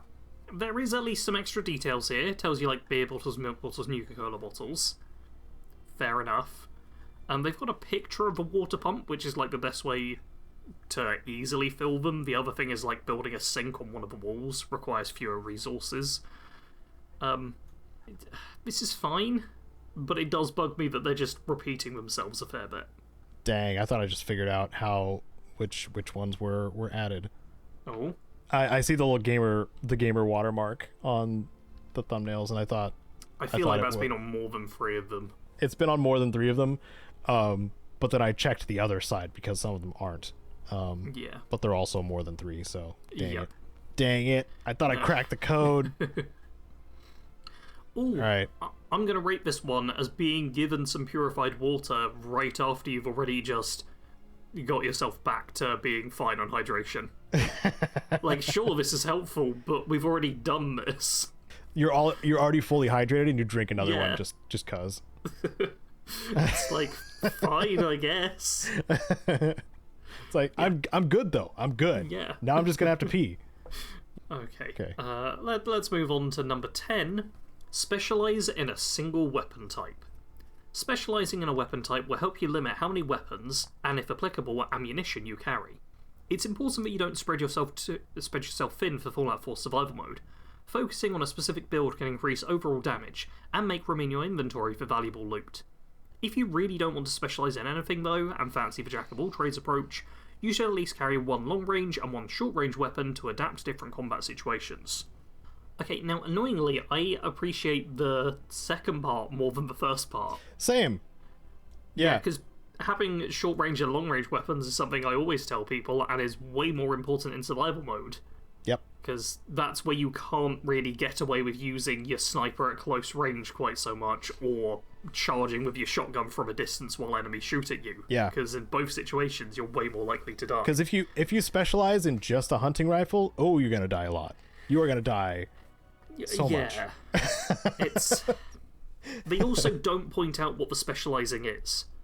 Because in my brain, I'm like, oh, okay, this is rifleman, commando, gunslinger, that sort of stuff. But you've just said, like, oh, if you specialize in hunting rifle, which is just one type of weapon. They should have been a bit more specific on that. Yeah, one type of weapon that is designed for long range and has an atrociously slow reload speed. So, yeah. I mean, the thing is, you can... A couple of... Rifleman's the best. Sorry. I was trying to get away from saying that and be nice to all of them. But Rifleman's definitely the best. I agree, though. You get short range with shotguns, although I wouldn't actually recommend shotguns that much in survival mode because of the 0.1 carry weight of shotgun shells, but we can get to that later. You can also do like laser shotguns and other stuff, so there's ways to work around it. But you can do shotgun, you can do like a mid-range rifle just with like a standard combat rifle or something, and you can have your hunting rifle modded to be a sniper, so you can get short, long, and mid-range. They're a little bit heavier than maybe you'd like, but it's a real solid one to go for. I mean, a gunslinger as well, you can have scoped pistols, so you can get some bit more range on that, so that's fine. I don't love that the handgun variety is actually pretty good in Fallout 4. Yeah, it's not bad at all. I don't love the fact that the picture we have here is a minigun which has been renamed Fahrenheit's Flaming Minigun, but is not Ashmaker, which is the flaming minigun that Fahrenheit gives you. Wait a minute. Yeah. Wait a freaking minute. There's no legendary effect on this minigun. No, there's not. And this annoys me for so many different reasons.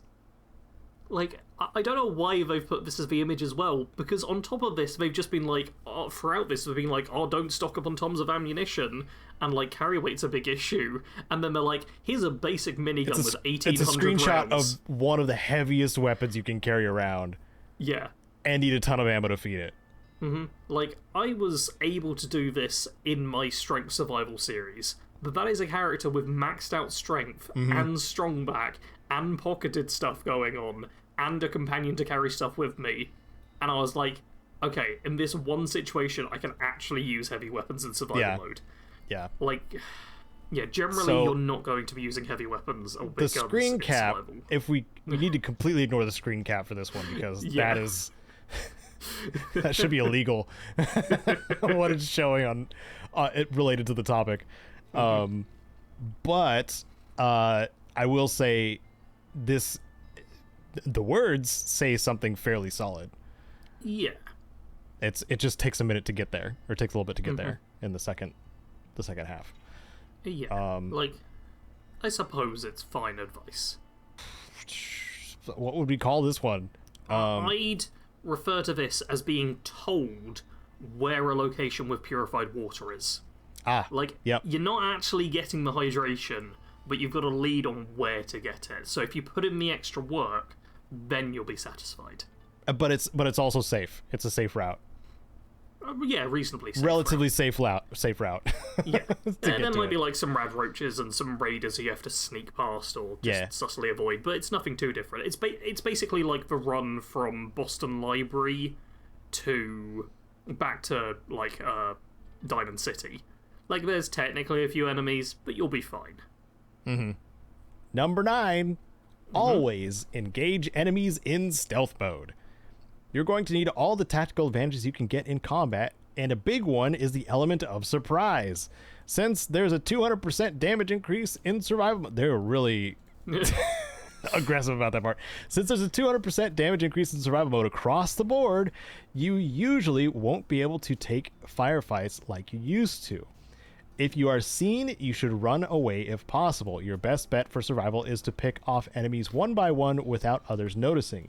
If you do not think that is honorable, then survival mode is probably not for you. Whoa, that is... that they're starting something with that final sentence. But, man, I kind of like this tip more for the bit of attitude they've got in with it. They got some sass right at the end. I mean, especially because I also had someone comment on, like, my strength survival being, like, clearly a little bit annoyed that I use stealth at points or long-range weapons, and they're like, it's going to get boring if you're always being stealthy and sniping, and it's like, it's survival mode. It's survival mode. You should be stealthy. Like, the fact that at any points I use big guns and melee weapons... I was going to say, dude, like, you know, my survival mode streams started several levels into my playthrough, just so I was able to be a little less careful and still be alive, because it is tedious for the first several levels of survival mode. Like, I want to say, I mean, you've done it more often than me, but like probably level 15 to 20 is like when you can start being a little more brave, I guess. But I mean, up until that 10 point, levels in particular, you gotta be careful, dude. Yeah, you're real weak. Yeah. So minus the sass. Yes, sneak attacks are good. That I mean, that's pretty base level stuff, I think, though. For like, again, water is wet. Stealth attacks do bonus damage. I'm pretty sure. Go on. Are enemies more perceptive too in survival mode? I don't think enemies are more perceptive per se. However, I do think the compass being much smaller can throw some people off. Because you don't detect enemies. In Fallout 4 base game, you detect enemies before they really get a chance to. Whereas in survival mode, they won't show up like right away. You have to be real close to them, so you kind of have to know. And I think that makes it seem like enemies are more perceptive. Okay. But I did want to address the 200% damage increase thing. Yeah. Because I'm guessing this is like the damage increase from normal difficulty, maybe? I don't know what the exact numbers are, but I think it's a case of, in survival mode, you deal like the same level of damage as if it was easy difficulty, but take the same level of damage as if it was very hard difficulty, or it's something like that, where basically everyone does more damage. I had this burned into my brain. They called it increased lethality, which means you do a lot of damage to them, but same to you. Yeah. So that makes it tense, like they said, across the board during a fight, because one Molotov and you're dead. But also, you can do the same to them. So just have a Molotov. It's so easy. Yeah, and that's also a great reason why you want the drop on enemies in combat, which makes stealth mode even better. And I feel like they've kind of touched on this, but I would have added in just a little bit more, being like the person who starts the fight most often wins the fight. Yeah, because that is very much a thing in survival mode. And like corner peeking, like super important for this. Love it. Yeah, so good. I don't know if they're going to bring that up, but that is very important, especially early on too, if you're using ranged weapons. If you're using melee early game, hey, good luck. Yeah. Prepare to die. We might get into that a little bit. They might just be like, don't use melee. I'm going to rate this hydration tip as stealing a bunch of purified water from the residents of Diamond City. Because you're going to be hydrated, but you might feel a bit dirty about doing things this way. Alright. You said rate this hydration tip. Sorry, brain. Rate the survival mode tip. Survival mode tip. Engaging enemies, hydration. In hydration, yes. Stealing all the purified water from the residents of Diamond City. Yes. There we go. Yeah. And it takes time. Hey! It does. It's going to be slow, but it's effective. Good rating. That's a good rating. Alright. Did you read number 9? Yeah. Yes. Did I? Okay. Yes. Yeah, I did. Number 8. Which, God, the image has both English and Chinese text on it, and I don't know why. But we're not going to worry about that. Number 8 says, use medics and jet. Well, risking an addiction to chems isn't exactly ideal or pleasant, but it's a heck of a lot better than the alternative, dying and having to reload your most recent save, which could be a major setback in your playthrough. Players of survival mode have been fans of medics for extra damage, and Jet to slow time for more difficult fights like Kellogg and the Mechanist, so hold those drugs and save them for when the going gets tough.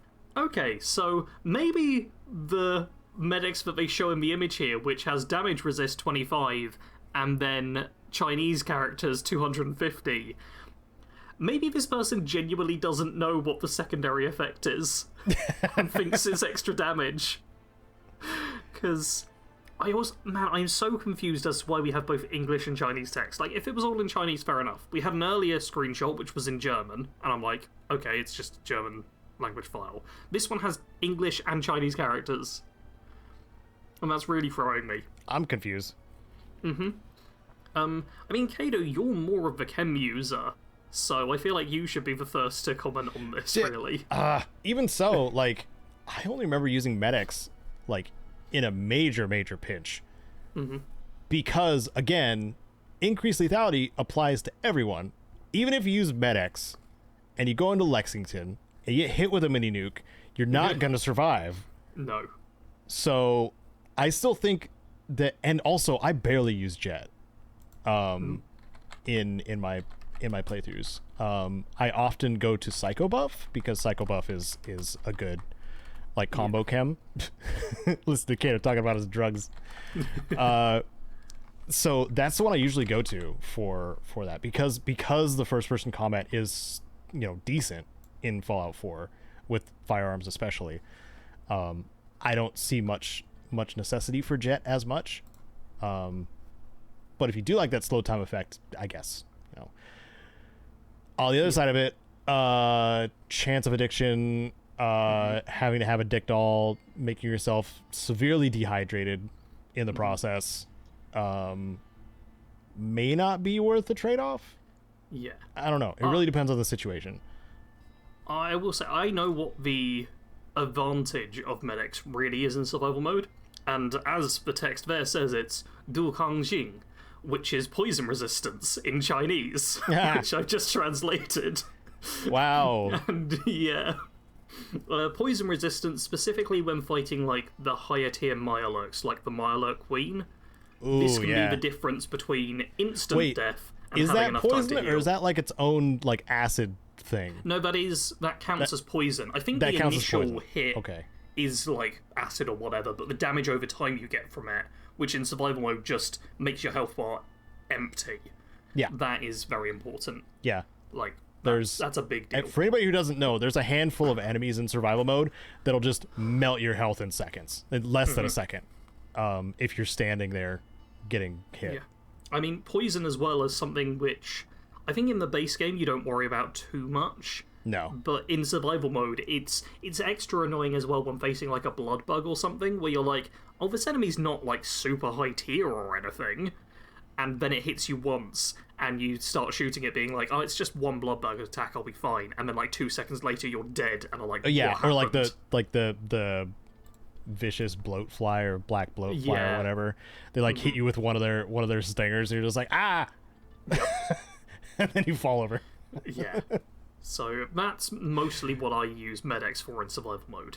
I have used Jet a few times. There are niche uses of this, but this really plays down the downsides of it all. Yeah. Medics does have its place for sure, because damage resist, you can only get so much at a time, unless you're using power armor, which maybe that'll come up later. So I'm not going to say any more about that. What's the hydration rating? This is a puddle that's got an oily sheen. I like it. That feels about right. Yeah. It's water, but you're not gonna like it.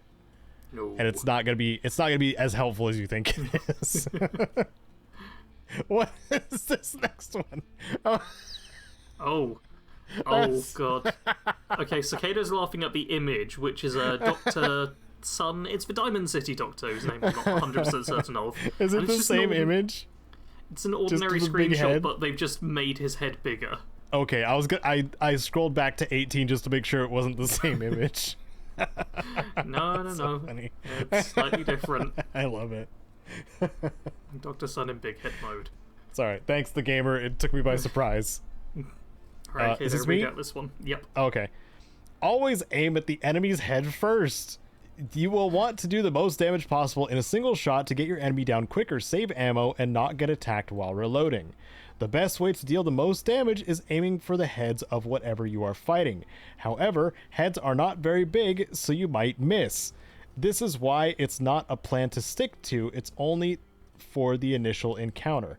After shooting their head, you will probably want to aim for the torso since that is the largest target.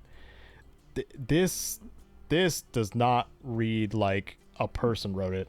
I don't know. I'm suspicious about this one because it's so generic. This is the most generic probably. I actually quite appreciate this advice. Specifically because they talk about aiming for the torso as the large target after aiming for the head. Because as soon as combat gets started, you will lose accuracy, especially if your adrenaline gets pumping and stuff, and you're having to move and the enemy's moving. Like, I think this is genuinely a good tip, and something many players do kind of forget about. Like, yes, go for the headshots when you can line up your shot nice and easy, but then go for body shots, because your accuracy will be like 5 times better, so even if you're dealing half the damage, you're still getting better DPS. But in Fallout 4's case, there are quite a few enemies whose weak spots are not the head.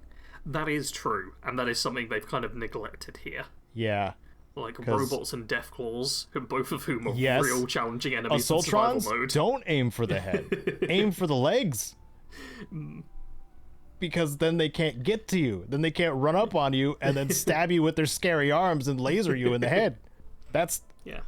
Don't get traumatized by an Assaultron, people. Yeah, and the tip does say legs. Always aim at enemies' heads first. Yeah, and they don't that's the part humans. that it goes back to the demanding part of this list, where it's just like you can't aiming for the head is most likely going to do the most damage, but in some cases I would say it that way. In some cases it's actually not the best, not the weak point of the enemy. And you could have brought up at this point, like, going into bats to check which body part is the best to aim at, because that can give you a bit of an idea. Yeah, man, I went into this with a much more positive opinion of this tip than you did at first, but I think you brought me down and realised there's some real flaws with it. Yep. We're gonna rate this one. I feel like it's a bit hydrating, but could... Oh, it's a bottle of Aqua Pura, but you don't know whether or not it's been manipulated. Oh. It's like 50-50. Like, sometimes it will hydrate you and you'll be fine. Other times, you're dead. Nice. Which brand is this? You don't know. So is this Enclave Aqua Pura or Brotherhood Aqua Pura? Drink it and find out. It's Pepsi or Coke, but roulette. Alright. Number 6. Make pocketed and deep-pocketed upgrades for all armor. Survival mode severely limits your carry capacity, so you need to find alternatives for boosting your ability to carry more items. One such way is to upgrade your armor with pocketed and deep-pocketed upgrades. Each pocketed upgrade increases your capacity by 5, and the deep pockets increase them by 10, so deep pockets would be preferable. Besides installing pockets into your armor, you can also take the Strongback perk to increase how much you can carry. This is good. My real question here is, does this deserve the refreshing beverage rating? And can I say refreshing beverage? Refreshing beverage. Because we were talking about pocketed and deep pocketed. I've been flubbing pretty bad today. This is good. I'm glad they tell you that pocketed is 5 carry capacity, deep pocketed is 10. That's actually useful advice they've added in there. They haven't included that deep pocketed generally requires armourer, or like always requires armourer, and pocketed doesn't all the time, but I feel like I can overlook that. Yeah. And they do mention Strongback, just as an additional way of, like, hey, here's a bonus little tip for how to get more carry weight. I think this is just good. Yeah, this should have been combined with the only carry what you need perk. Yeah. Or the only carry what you need tip. See, I can't do words right now. I'll dock it a little bit for that because I'm someone who likes to be way more efficient with my tips. Yeah. Like, if it pertains to the same thing, which is carry weight, it should all be in one place, not entry 20 and entry 6. And still haven't gotten to power armor at all. No. Which I'm wondering... We got 5 more tips. We have 5 more to go, so I have a little hope still. It's a slim hope, but I have a little hope. Generally, this is still good. No talk about companions carrying stuff either, though. No. So I'd say this is, solid, but could be improved. Yeah. I don't know what kind of water that would be. My brain was like refreshing beverage, but it's covered in weird green slime. Oh. I'm like, maybe this will hydrate me, but there's a chance it will turn me into a super mutant. But I can't think of anything else, because I think this is a really good tip overall. Like, these are the sort of things we'd be telling people to do in survival mode. But the problem is, the rest of the list has kind of detracted from this tip a fair amount. Yeah. How about purified water with a little bit of lemon? Ooh, yeah. A little bit of, I can go with that. Good stuff. Yeah, sort of like these as lemonade. Yeah, there you go. That definitely uses lemons. Yeah, of course. Okay, number 5 is you. You're It's reading me? this one. Yep. Are you sure? Nope, but I think I read the last one. I'm almost certain you read number 7. Okay, we're both getting confused. Yeah, you I'll read just read number it. 7, so Okay. you're odd, I'm even. Let's try and remember it for the final 5. I am I know odd we've today. already switched at one point. That's for sure. 5. Do not go rescue settlements. In survival mode, there are plenty of lessons to be learned, and one of them is you can't always be the hero. If it makes you feel bad to not rescue a settlement, just never tune into the Minuteman radio channel and be cautious around Preston. Here's the good news, though. Settlers can't be killed by monsters. The worst case scenario is that some damage is caused in a settlement. However, you can be killed by monsters, and they come into settlements in hordes. It is very likely they will kill you. It is a fight that is not worth the trouble.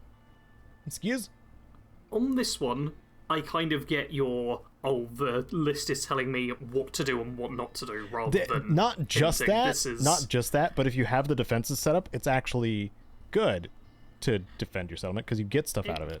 Yeah, it can be quite helpful. There's, especially if you've got a ton of turrets and you basically have to do nothing and then just get free loot. Or you're like me and you set up a bunch of gunner and raider traps and just open them and they all die. And you get free equipment for the rest of your settlers. Yeah. There's ways to go about this that are good. I think in general being like, hey, maybe don't just always try and do these can be a useful thing. Yeah. I also love that they've got a kind of sad-looking Preston as the image for this. Yeah. That's 10 out of 10 image selection. Yep. But also, who tunes into minimum radio? Like Radio Freedom? Like, who actually wants to? I can't tell you. I can't tell you who would do that. Yeah, like, I know I'm someone who basically never uses the radio, but I feel like there's not got to be many players out there who are listening to Radio Freedom on repeat. Yeah. It's just, no updates, bit of music plays, no updates, yeah, bit of music it's every, plays. like, 20 seconds. It is ridiculous how quick it happens every single time. Yeah. And I'm so glad you can turn it off at the castle, because, my God, it is burrows into your brain and makes you want to do mean things to all the Minutemen. Bully them. It makes you want to bully them and tell them they dress poorly. Yeah. So this one, I think it's a kind of a non-tip. Yeah. There's no real downside to defending your settlements. They didn't go over like the travel time though. Yeah, like I think if your settlement across the map is being attacked, don't bother. Mm-hmm. But that just makes sense because you can't fast travel. Yeah. You're probably going to run into stuff on your way there and miss it anyway. So don't worry about it. This could have been a good tip talking about that and just like addressing it and being like, hey, you kind of have to think about where things are in relation to you and the time it will take to get there, the resources you'll spend. Because in those instances, if it's like on the other side of a map, somewhere dangerous, then yeah, the small amount of loot you'll get for killing like half a dozen raiders or a few like wildlife enemies is not worth what you'll spend getting back to that location. And these attacks can happen when you're in the middle of a dungeon too. Like, yep. And you're not gonna leave to go miles away when you're moments from getting the steamer trunk in this dungeon. So, yeah, I don't think this is really a tip. I almost want to rate this as Project Purity the second you step out of Vault 101. Oh, like, yeah. It's not actually doing anything. It's not doing anything, and it's got a bunch of super mutants guarding it. But, yeah, there's nothing super here. Mutants will... If you go there immediately, you'll die from super mutants. By trying to drink the water that may not be pure, in fact, because it hasn't been running. So, yeah. Alright. Even, that's me. That's you. Don't be too dedicated to quests. Similarly to ignoring settlement rescue, the player should just be careful about what quests to do and in which order. Doing certain quests immediately is a death wish. The beginning of your game in survival mode will be the most difficult, so it is a good idea to save a lot of quests for later or just skip them altogether. That being stated, it can be worth saving the game, trying a quest to see if it's doable, and then reload the save from before if it turns out to be too difficult. Oh, you mean die? Yeah, I was going to say, like, if it's too difficult, you're probably just going to die and then it will reload it. And it's also, like, the second part, it doesn't state it explicitly, but because we had the earlier one about, just save frequently. Save often, yeah. I'm like, do they even know how this works? Do they even know? But this one's vague enough to where I can give it a pass, I think. Yeah, I feel like the pass really comes from them just being super vague on this. Because I'm thinking about specifically, like this, it kind of covers what I said earlier about the Corvega plant. You don't want to go there unprepared or early, because you'll get destroyed by all of those raiders, because they have the high ground on you basically wherever you go. But also I think about the bed or the mattress that's on the overpass. It's either a mattress or a bedroll that's like right on the overpass, kind of overlooking it. Yeah. And I had gone back there so many times after I picked off a couple of them, because it's just that's my safe spot. Yeah. But of course, I did that a lot because I knew I was probably going to die at least once. So. Do you have a rating for this? Because I can't really think of one. Don't be too dedicated to quests. Like, that's... I don't know if that's the right... Again, the phrasing and stuff is... I'm getting caught up on. This is fine. Doing certain quests immediately is a death wish. Like, that is valuable information. Anything that involves, like especially, like, rushing to Boston without any kind of plan, really, like, yeah, that'll probably kill you.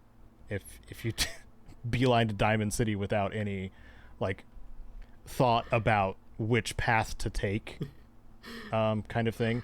Like, I find this extra funny because I do beeline to Diamond City constantly. But I do, but you have a path to go. Like, you have a path that you set out. I see you when you're playing every single time. Be like, I think this is the right way to go. Let me double check if there's mines. Like, you are so cautious about the path that you're going on, and then I recall, like, you walking by Beantown Brewery, because that is relatively clear of enemies and a nice way to get to the Boston area. In the middle of the game, like, a lot of players do go to the super. It is such a troll, by the way, the Super Duper Mart being like one of the first places you go to in Fallout 3 and Fallout 4. If you go to the Super Duper Mart in Lexington, you'll get a mini nuke to the face. Yeah. It's so funny that that's what they chose to do. It was just fun, just a bunch of dead Minutemen there and feral ghouls, and it's so funny. Somebody did that on purpose. I am sure of it. Anyway, sorry, rating on this one. Maybe we could rank this as not drinking radioactive water. The water's not radioactive. Yeah. I was going to be like, just, it's not actually hydrating you, but you're not doing a bad thing, so fine. I do feel like these entries have got more negative and demanding later down in the list. Yeah. Oh, I have one. The remainder of Dog Meat's water dish. Oh, delicious. Yeah, there you go. Alright. Number 3's yours. Yeah, because I'm odd. Yep. Yes, I am. I was about to start reading it, but I didn't. In the beginning, avoid combat and gain XP in other ways. If you are dying to get EXP, rest assured there are plenty of ways to level up quickly. Ooh, that's a link. If you're not looking for a costly fight, the good news is a lot of experience can be gained through cooking, crafting, exploring, and settlement building. The best part is that this approach has a natural synergy about it. The act of building a settlement will not only give you experience, but it will also set the stage for a network of safe havens you can access for various useful things like beds, water, and crafting stations. I do semi-regularly see comments from people who are like, yeah, survival mode was easy. I spent 12 hours building and scrapping things in Sanctuary, and now I'm level 20. That's too much. And also, you can run into the over-leveling issue of Bethesda games. Yeah. Mm-hmm. I can foresee that, because you don't have the good armor if you do that, and you just die. Yeah. In the next encounter. Or have to avoid all of them because you over-leveled your character. Mm-hmm. I do think there is some good advice to being like, hey, you don't have to just kill things for combat. There is. I feel like this is a preface for a lot of useful information that they just didn't get to, because it's a short list thing. Mm-hmm. Weirdly, I've seen a lot of stuff about XP and combat in the D&D space lately. Oh. There seems to be a lot of discourse about that, and how if you use like D&D's standard leveling rules, then the way to level up is just murder endlessly. Because all experience is earned by defeating monsters with challenge rating and stuff. Yeah. I assume you as well, we've only ever played like milestone leveling. We did milestone leveling, because that makes a lot more sense and gets you involved with like the rest of the game. Doesn't incentivize the grind. Yeah. I criticize Bethesda and a lot of their mechanics and stuff and how I think they could do things better, but I think in general they are really good at giving XP in a variety of ways. Oh yeah. And I feel like for us as people who have played a lot of their games and stuff, this might feel like an almost nothing tip, like, yeah, everyone knows that. Yeah. But for a lot of people who play other role-playing games, this is something that you don't always get to experience. A lot of the time it is, you go out, you kill stuff, that's how you get stronger. Yeah. I feel like there is a couple crucial things missing, though, is the EXP you gain in survival mode is substantial compared to other difficulties. From like anything. And also, they didn't mention quests, which are like... No, they didn't. Some of the biggest chunks of XP you'll get. Yeah. So, I mean, a lot of quests involve combat, so they maybe do. They're...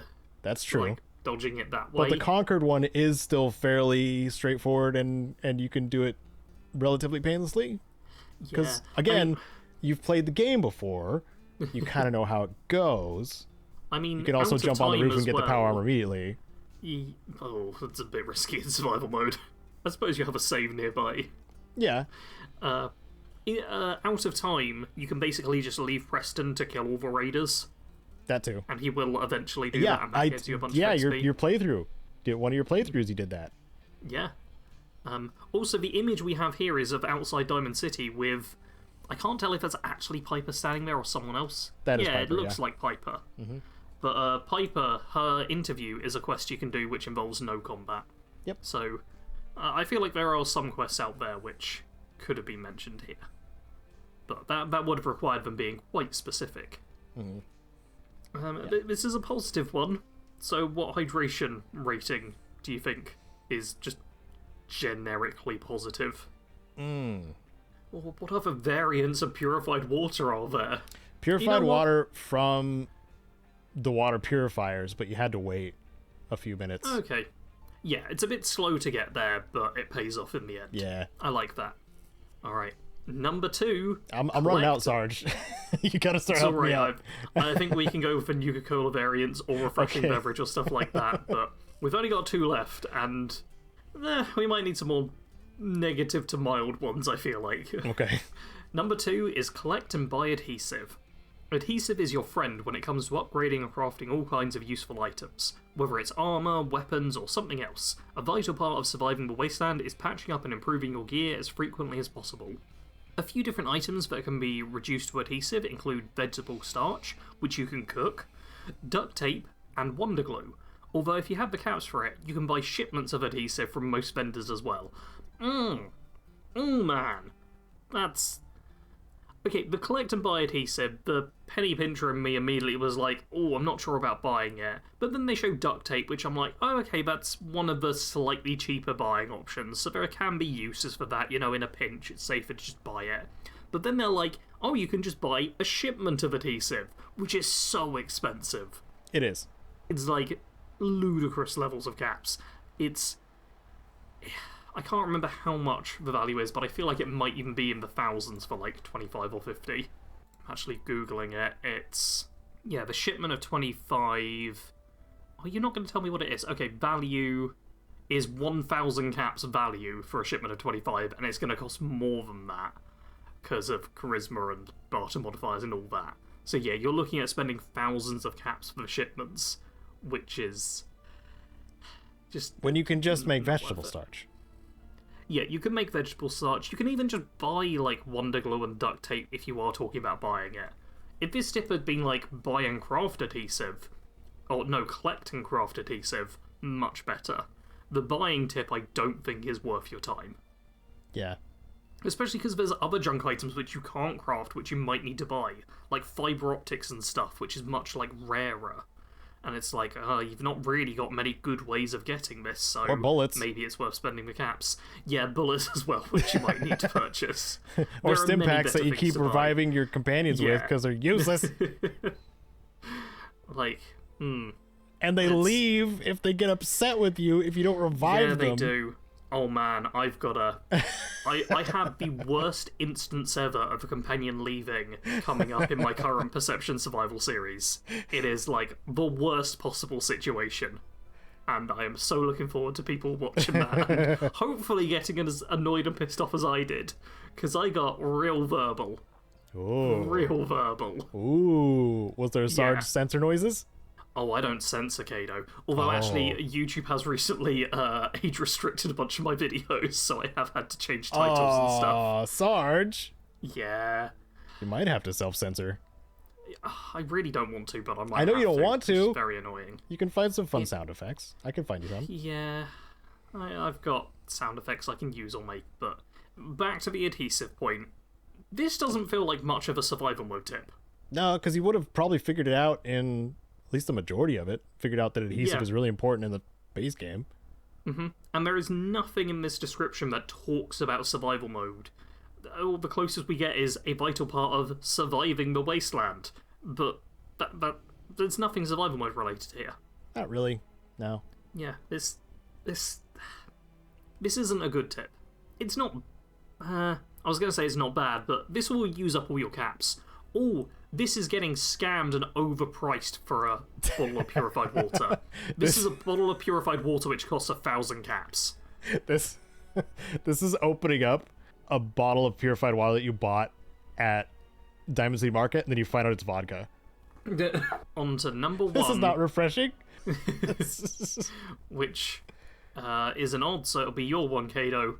And I'm sure you'll be happy with this. Alright, this is weird. Okay, number one, no companions and lone wanderer perk. Companions are fun, but they can hinder your abilities in combat. They'll attack enemies unprovoked, give away your location to enemies, and at times, get in the way.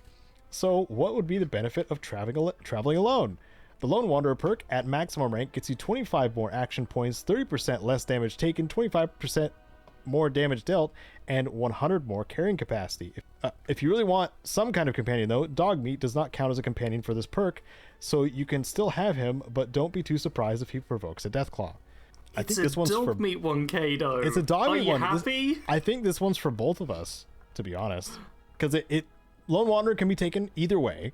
Like you can take dog meat with you or not, and it still works. We're both kind of, promoters of the Lone Wanderer perk because it's just good. And yeah, it does go over, which is weird because we went over companions and one of the other tips. It's weird that they brought up, oh, you can go without a companion, and these are all the reasons why companions are not good for survival mode. I just think it's really funny that number one is legitimately useful for and gives you options. It's not demanding. It just says no companions in Lone Wanderer perk, as if it's just like, oh, so here's companions are fun but have downsides. And I mean, honestly, I've only got one complaint with this, which is they're describing the Lone Wanderer perk at maximum rank, which is a level 50 you'll need to be to get that. Yeah. I feel like it's much more important to point out that the first rank, which you can get once you hit level 2, means you take 15% less damage and get an extra 50 carry weight, which is a big deal. That's a big boost. Early on, that's insane. And then the bonus is double once you reach level 17 and get rank 2, but then for the third rank you need to be level 40, which is like, an extra 25% damage at that point is great, but you need to be very high level for it. That's like a end of playthrough big damage boost deal. And the fourth rank sucks. It's 25 more AP at level 50, that's all it gives you, which is kind of lackluster for one of the otherwise best perks in the game. Yeah. It's always thrown me a bit about Lone Wanderer, but I still think overall this is a good tip to give people. Yeah. I just would have flipped the framing of the Lone Wanderer perk. Yeah. And the dog meat image we have is from the Fallout show. Yeah, it is. Which feels really weird. Everything else we've had Fallout for. Is it a promo image for the Fallout show? I'm not sure if it's a promo. That looks very promo imagey. It looks promo. It's like it's the dog meat with from the show with a hand in its mouth. Yeah, which is something from the show, and the ghoul in the distance. Yeah. And like those buildings, I can't tell what they are in the distance. They're too bloomed. But yeah, Lone Wanderer is really good. It's great in the base game, and there's even more advantage to it in survival mode, where reducing damage is quite difficult and carry weight's harder to deal with. So the bonuses it gives you are even more important. I can't remember. Does Lone Wanderer work with robot companions too? No. It's just dogmeat. That's if it worked with robot companions, that would be wild. Automatically be superior because of Automatron. Yeah. No, that would be so overpowered. Mm-hmm. At least in survival mode, you'd have to struggle with Automaton a bit to deal with it, but otherwise, ooh. This feels like a good one. I'm disappointed we didn't get to fully give anything refreshing beverage. There were a couple of ones where I was like, maybe it deserves almost it. Almost there. Like, no. Yeah. There's some flaws. Yeah, this one's close. But refreshing beverages is the perfect drink. Mm-hmm. Maybe this could be like a Nuka Cherry. There you go. Like, it's good. You get happy when you get Nuka Cherry, but it's not a game changer. Yeah. Or like, I wouldn't say a Quantum, because generally, like, you wouldn't want to drink a Quantum. Quantum's a bit too high for this. Well, too much sugar. Too much sugar. Too much radioactivity. Yep. Yeah. Okay. Well, those were 23 tips of varying quality. Quite varying. If this was a list of like 5 tips, these could have been great, and we could have been like, wow, how amazing. Yeah. But not only did they double up a few of the tips and spread them into 2 different things, but several of them were just kind of bad.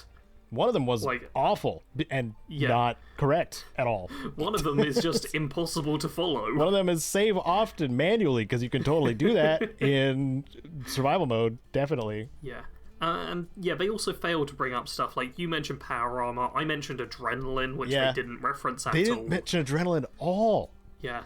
That's a crucial system in this for like that's the motivation to keep going without saving in survival mode.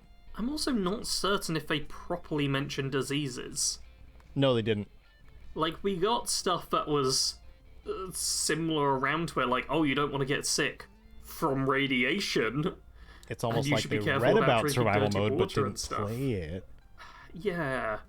Which, I mean, to be fair, we have like maybe one screenshot where I'm like, okay, that probably is survival mode. Like, a lot of these screenshots, they don't scream survival mode in any way whatsoever. Mm-hmm. I've also just noticed that the tip where they're like, oh, make pocketed and deep pocketed armor, the armor that they have they're showing a Zealot's piece of marine armor. It's got cushioned instead of pocketed. I didn't notice that first time around. And it's from a DLC. Yeah. Yeah. It's like super late game armor. You're not gonna see that for a while probably, unless you beeline to Fahaba. Yeah. And probably die in the process. I think if someone went into their first survival mode run of the game after reading this, I don't think they'd stick with survival mode for that long. Yeah. I feel like they'd end up picking a variety of like some of the best and worst perks, and they'd avoid like quests and doing stuff. Yeah. They'd be avoiding a lot of stuff, and I feel like the way this is telling you to play wouldn't be super fun, because you're told to avoid combat and quests and rescuing settlements, but also collect all the settlements and use chems while being stealthy in a single weapon type, and it feels a bit restrictive on the way to play, which I get that survival mode does make it difficult, and plenty of the stuff in here is kind of useful to have, but it feels like someone playing this would literally just go for all the settlements, then Automatron DLC, and that feels weird. I got a question. Was this after Next Gen came out? It says May 13th, 2024. Hold on. Oh god, that feels like around the time. Yeah. Because if they made this without talking about anything Next Gen related, that is a missed opportunity. My tips and tricks was May 25th, so it must have been right before. Okay, yeah, April I made videos on it, so yeah, it was like end of April. It seems to have come out. Oh right, I took a while to make this one. Yeah, like so this I usually do. This was updated like right after that, like the following month sort of thing. So I can kind of forgive them for not bringing up anything there, but it feels like if you're updating it right after the next gen thing, clearly they updated it just for it to be a bit more relevant because Fallout 4 was in the news again. Mm-hmm. But yeah, that also explains, I suppose, the final image being a Fallout TV show one. They just decided to throw that in. Yeah, that's true. But yeah, they definitely missed out on a lot of useful stuff. Yeah. So you would have added adrenaline, I would have added power armor. Is there anything else we would have added for survival mode things? I feel like a lot of them, we just went through individual ones and were like, you missed out this and that. But I don't think there's too much stuff they didn't cover entirely. Like, diseases as well. You know what, they didn't mention the food and hydration levels. We did a whole hydration ranking We thing. did! And I specifically decided at the start, like, to myself, that I'd steer us away from talking about just what level of hydration and more to the specific things, because I thought that they'd talk about those specific things, and they just didn't. They didn't tell you what being tired, what being dehydrated, what being hungry gives you. Oh yeah, sleep deprivation? Yeah. Yeah. They Those mentioned that you'll, like, eat and drink and stuff, but they didn't tell you why. That would have probably That's a been... bit of a weird one. That, like, just a features tip probably would have been... pretty good, because these are tips and tricks.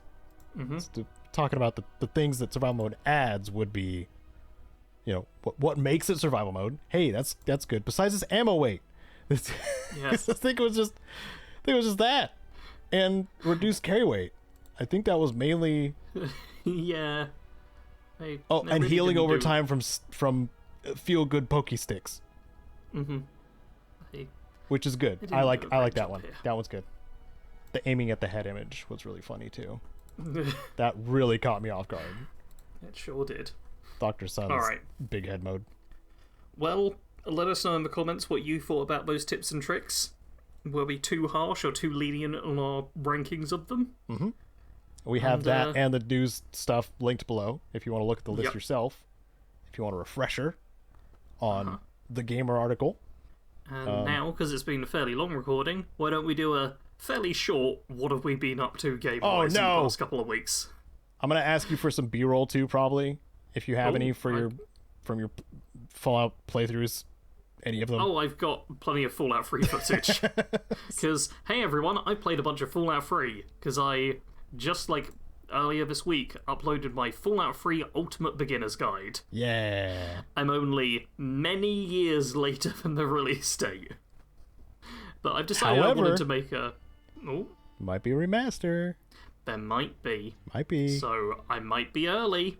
Mm-hmm. So yeah, I've decided I wanted to make a few Ultimate Beginner's Guides just because a few of them do pick up lots of views over time and they're very helpful for new players. And also jumping back into and playing Fallout 3, I was like, oh man, I really want more people to play this game. Yeah. Because it is so good. Yeah. Fallout 3 and Fallout 4 Survival Mode are like the two 3D Fallout games where it actually feels like you're in a wasteland and survival is difficult. Yep. Because I will say as well, I've also just started a bit of Fallout New Vegas after playing Fallout 3. It's so much easier. Fallout New Vegas is such an easy game.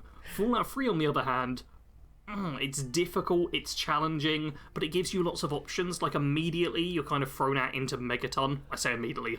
After the slightly annoying vault section, you're thrown out into Megaton, and from there, you've got, like, Wasteland Survival Guide, Main Quest.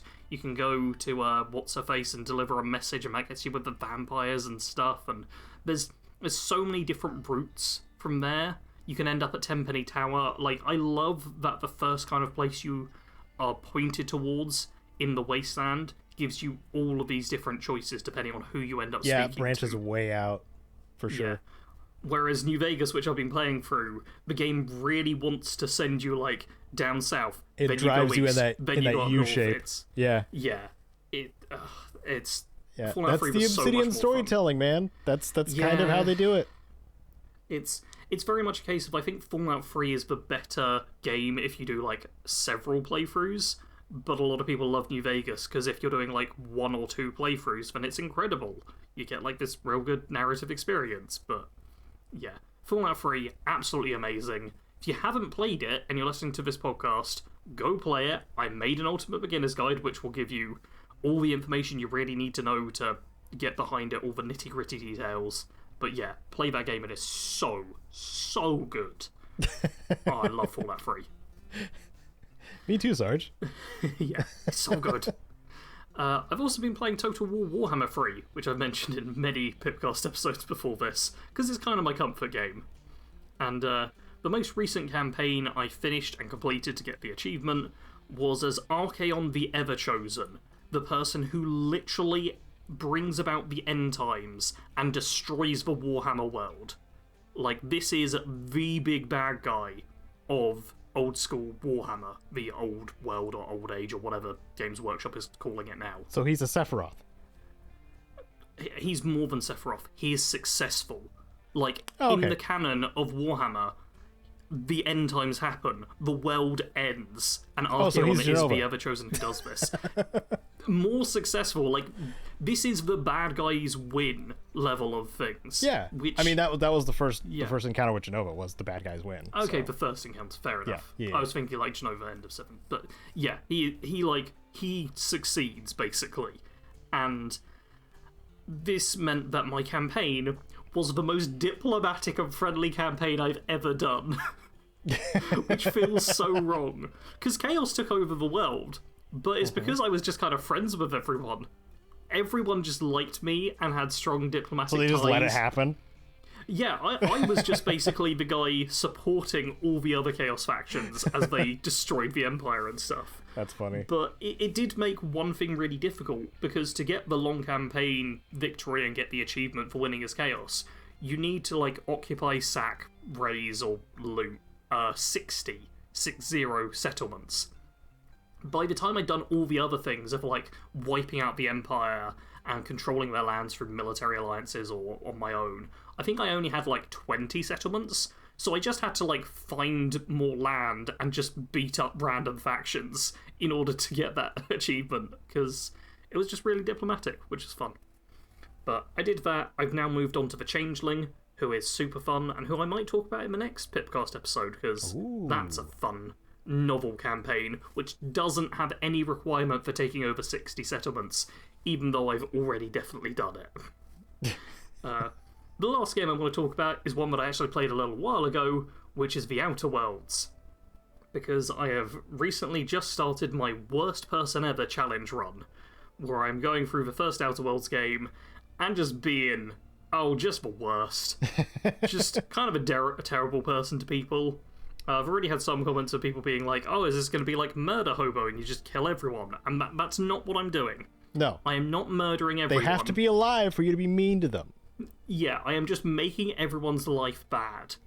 Sometimes it's by killing them, but most of the time it's just by being a jerk and making their living situations terrible, and just making sure the board kind of comes out on top and everyone loses free will and all of that stuff. Yeah. I am going to do some genuinely quite bad things in this series which make me feel like a monster.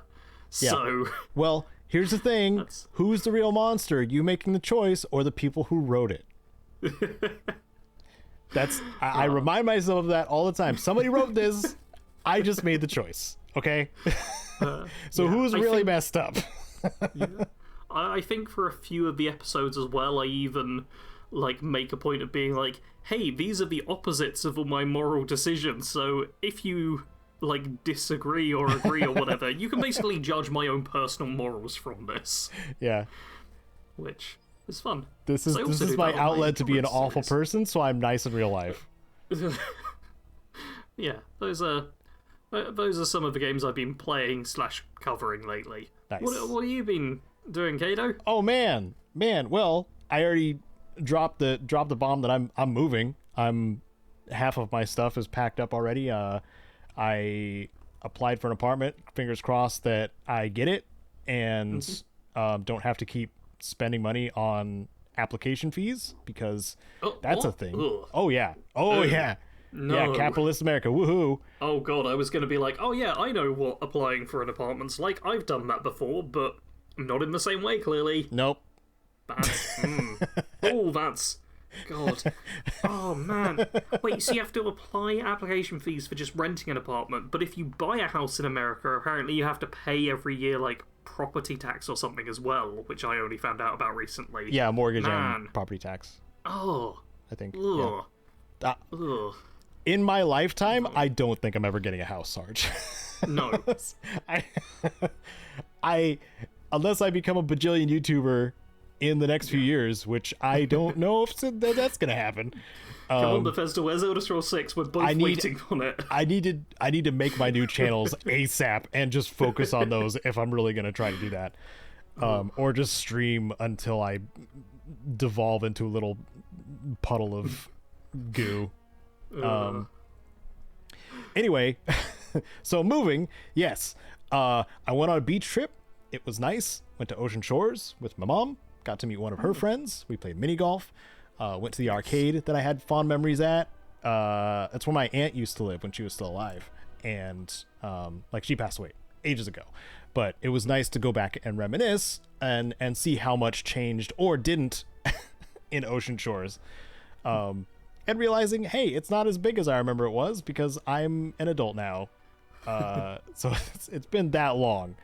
But it was nice. And I did even get a little bit of sun. I did get sunburnt, even though it's mostly overcast most of the time over in Ocean Shores. So that was nice too. It's got a very, I would say, a very British climate, probably. I mean, it is overcast today, but we've had so much sun lately. Yeah. The British stereotypes about the weather will need to update over the next few years, I feel. Because it's different now for reasons. Did that.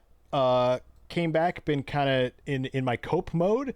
Been doing a little bit of work on some guides that I kind of left on the back burner when I moved on to Oblivion Remaster because it caught us all by surprise.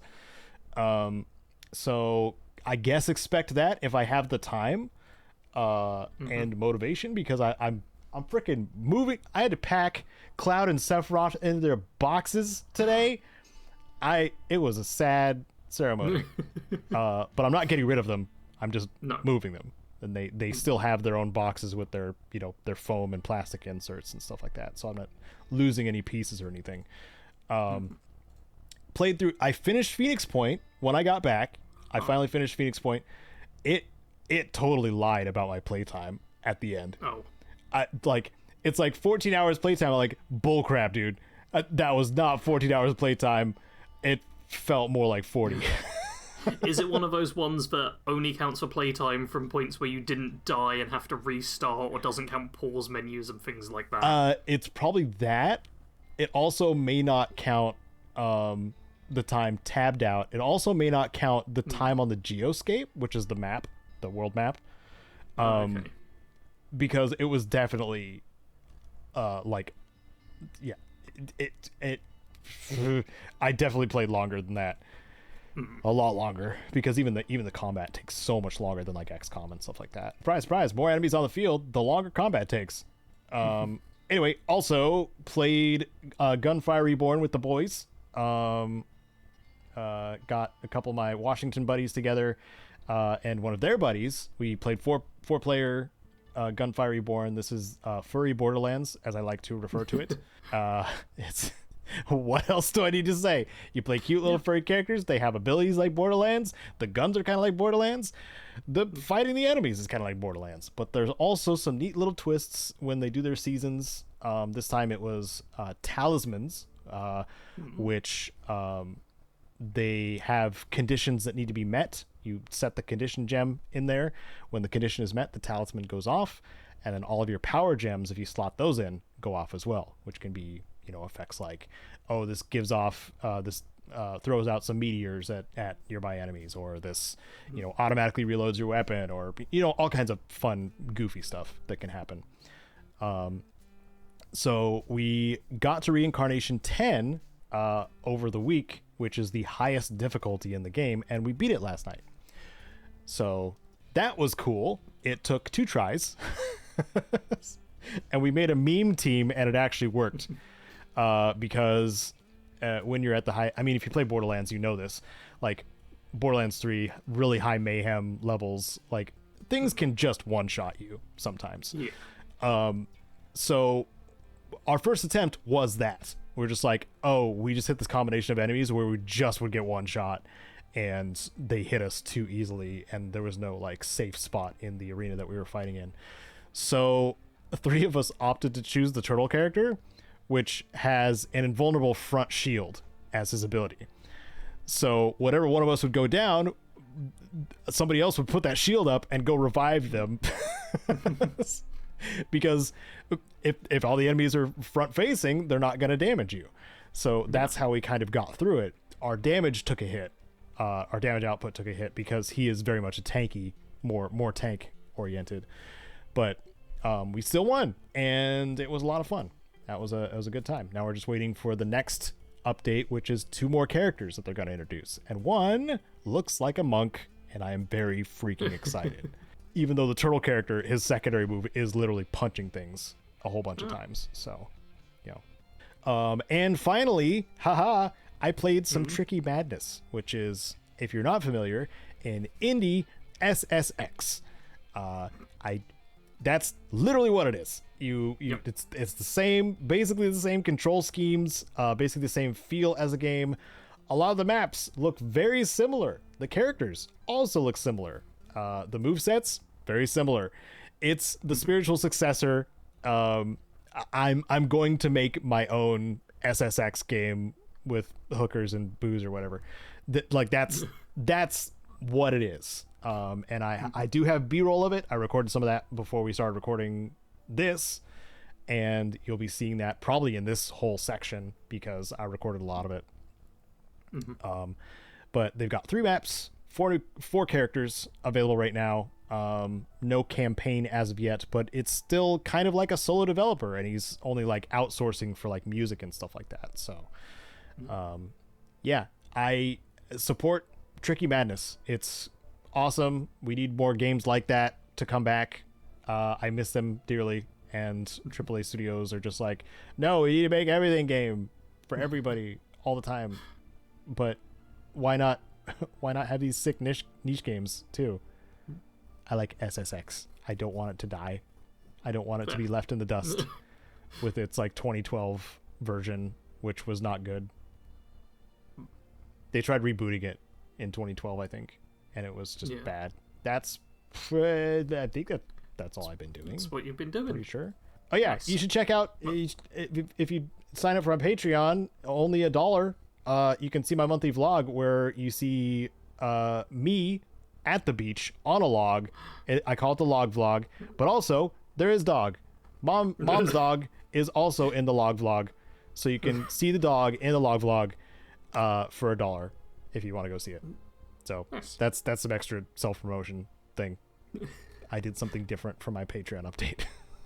Yeah. That's all. Yeah, so leave a comment if you want to be a comment to the cast about all of the things we talked about, which are also linked below. And Sarge and I will catch you in the next PIPCAST 3000 every other Sunday, 10 a.m. Pacific. Hopefully, I'll be moved by then. We'll see. You all take care of yourselves. Have a good couple of weeks. We'll see you later. Bye.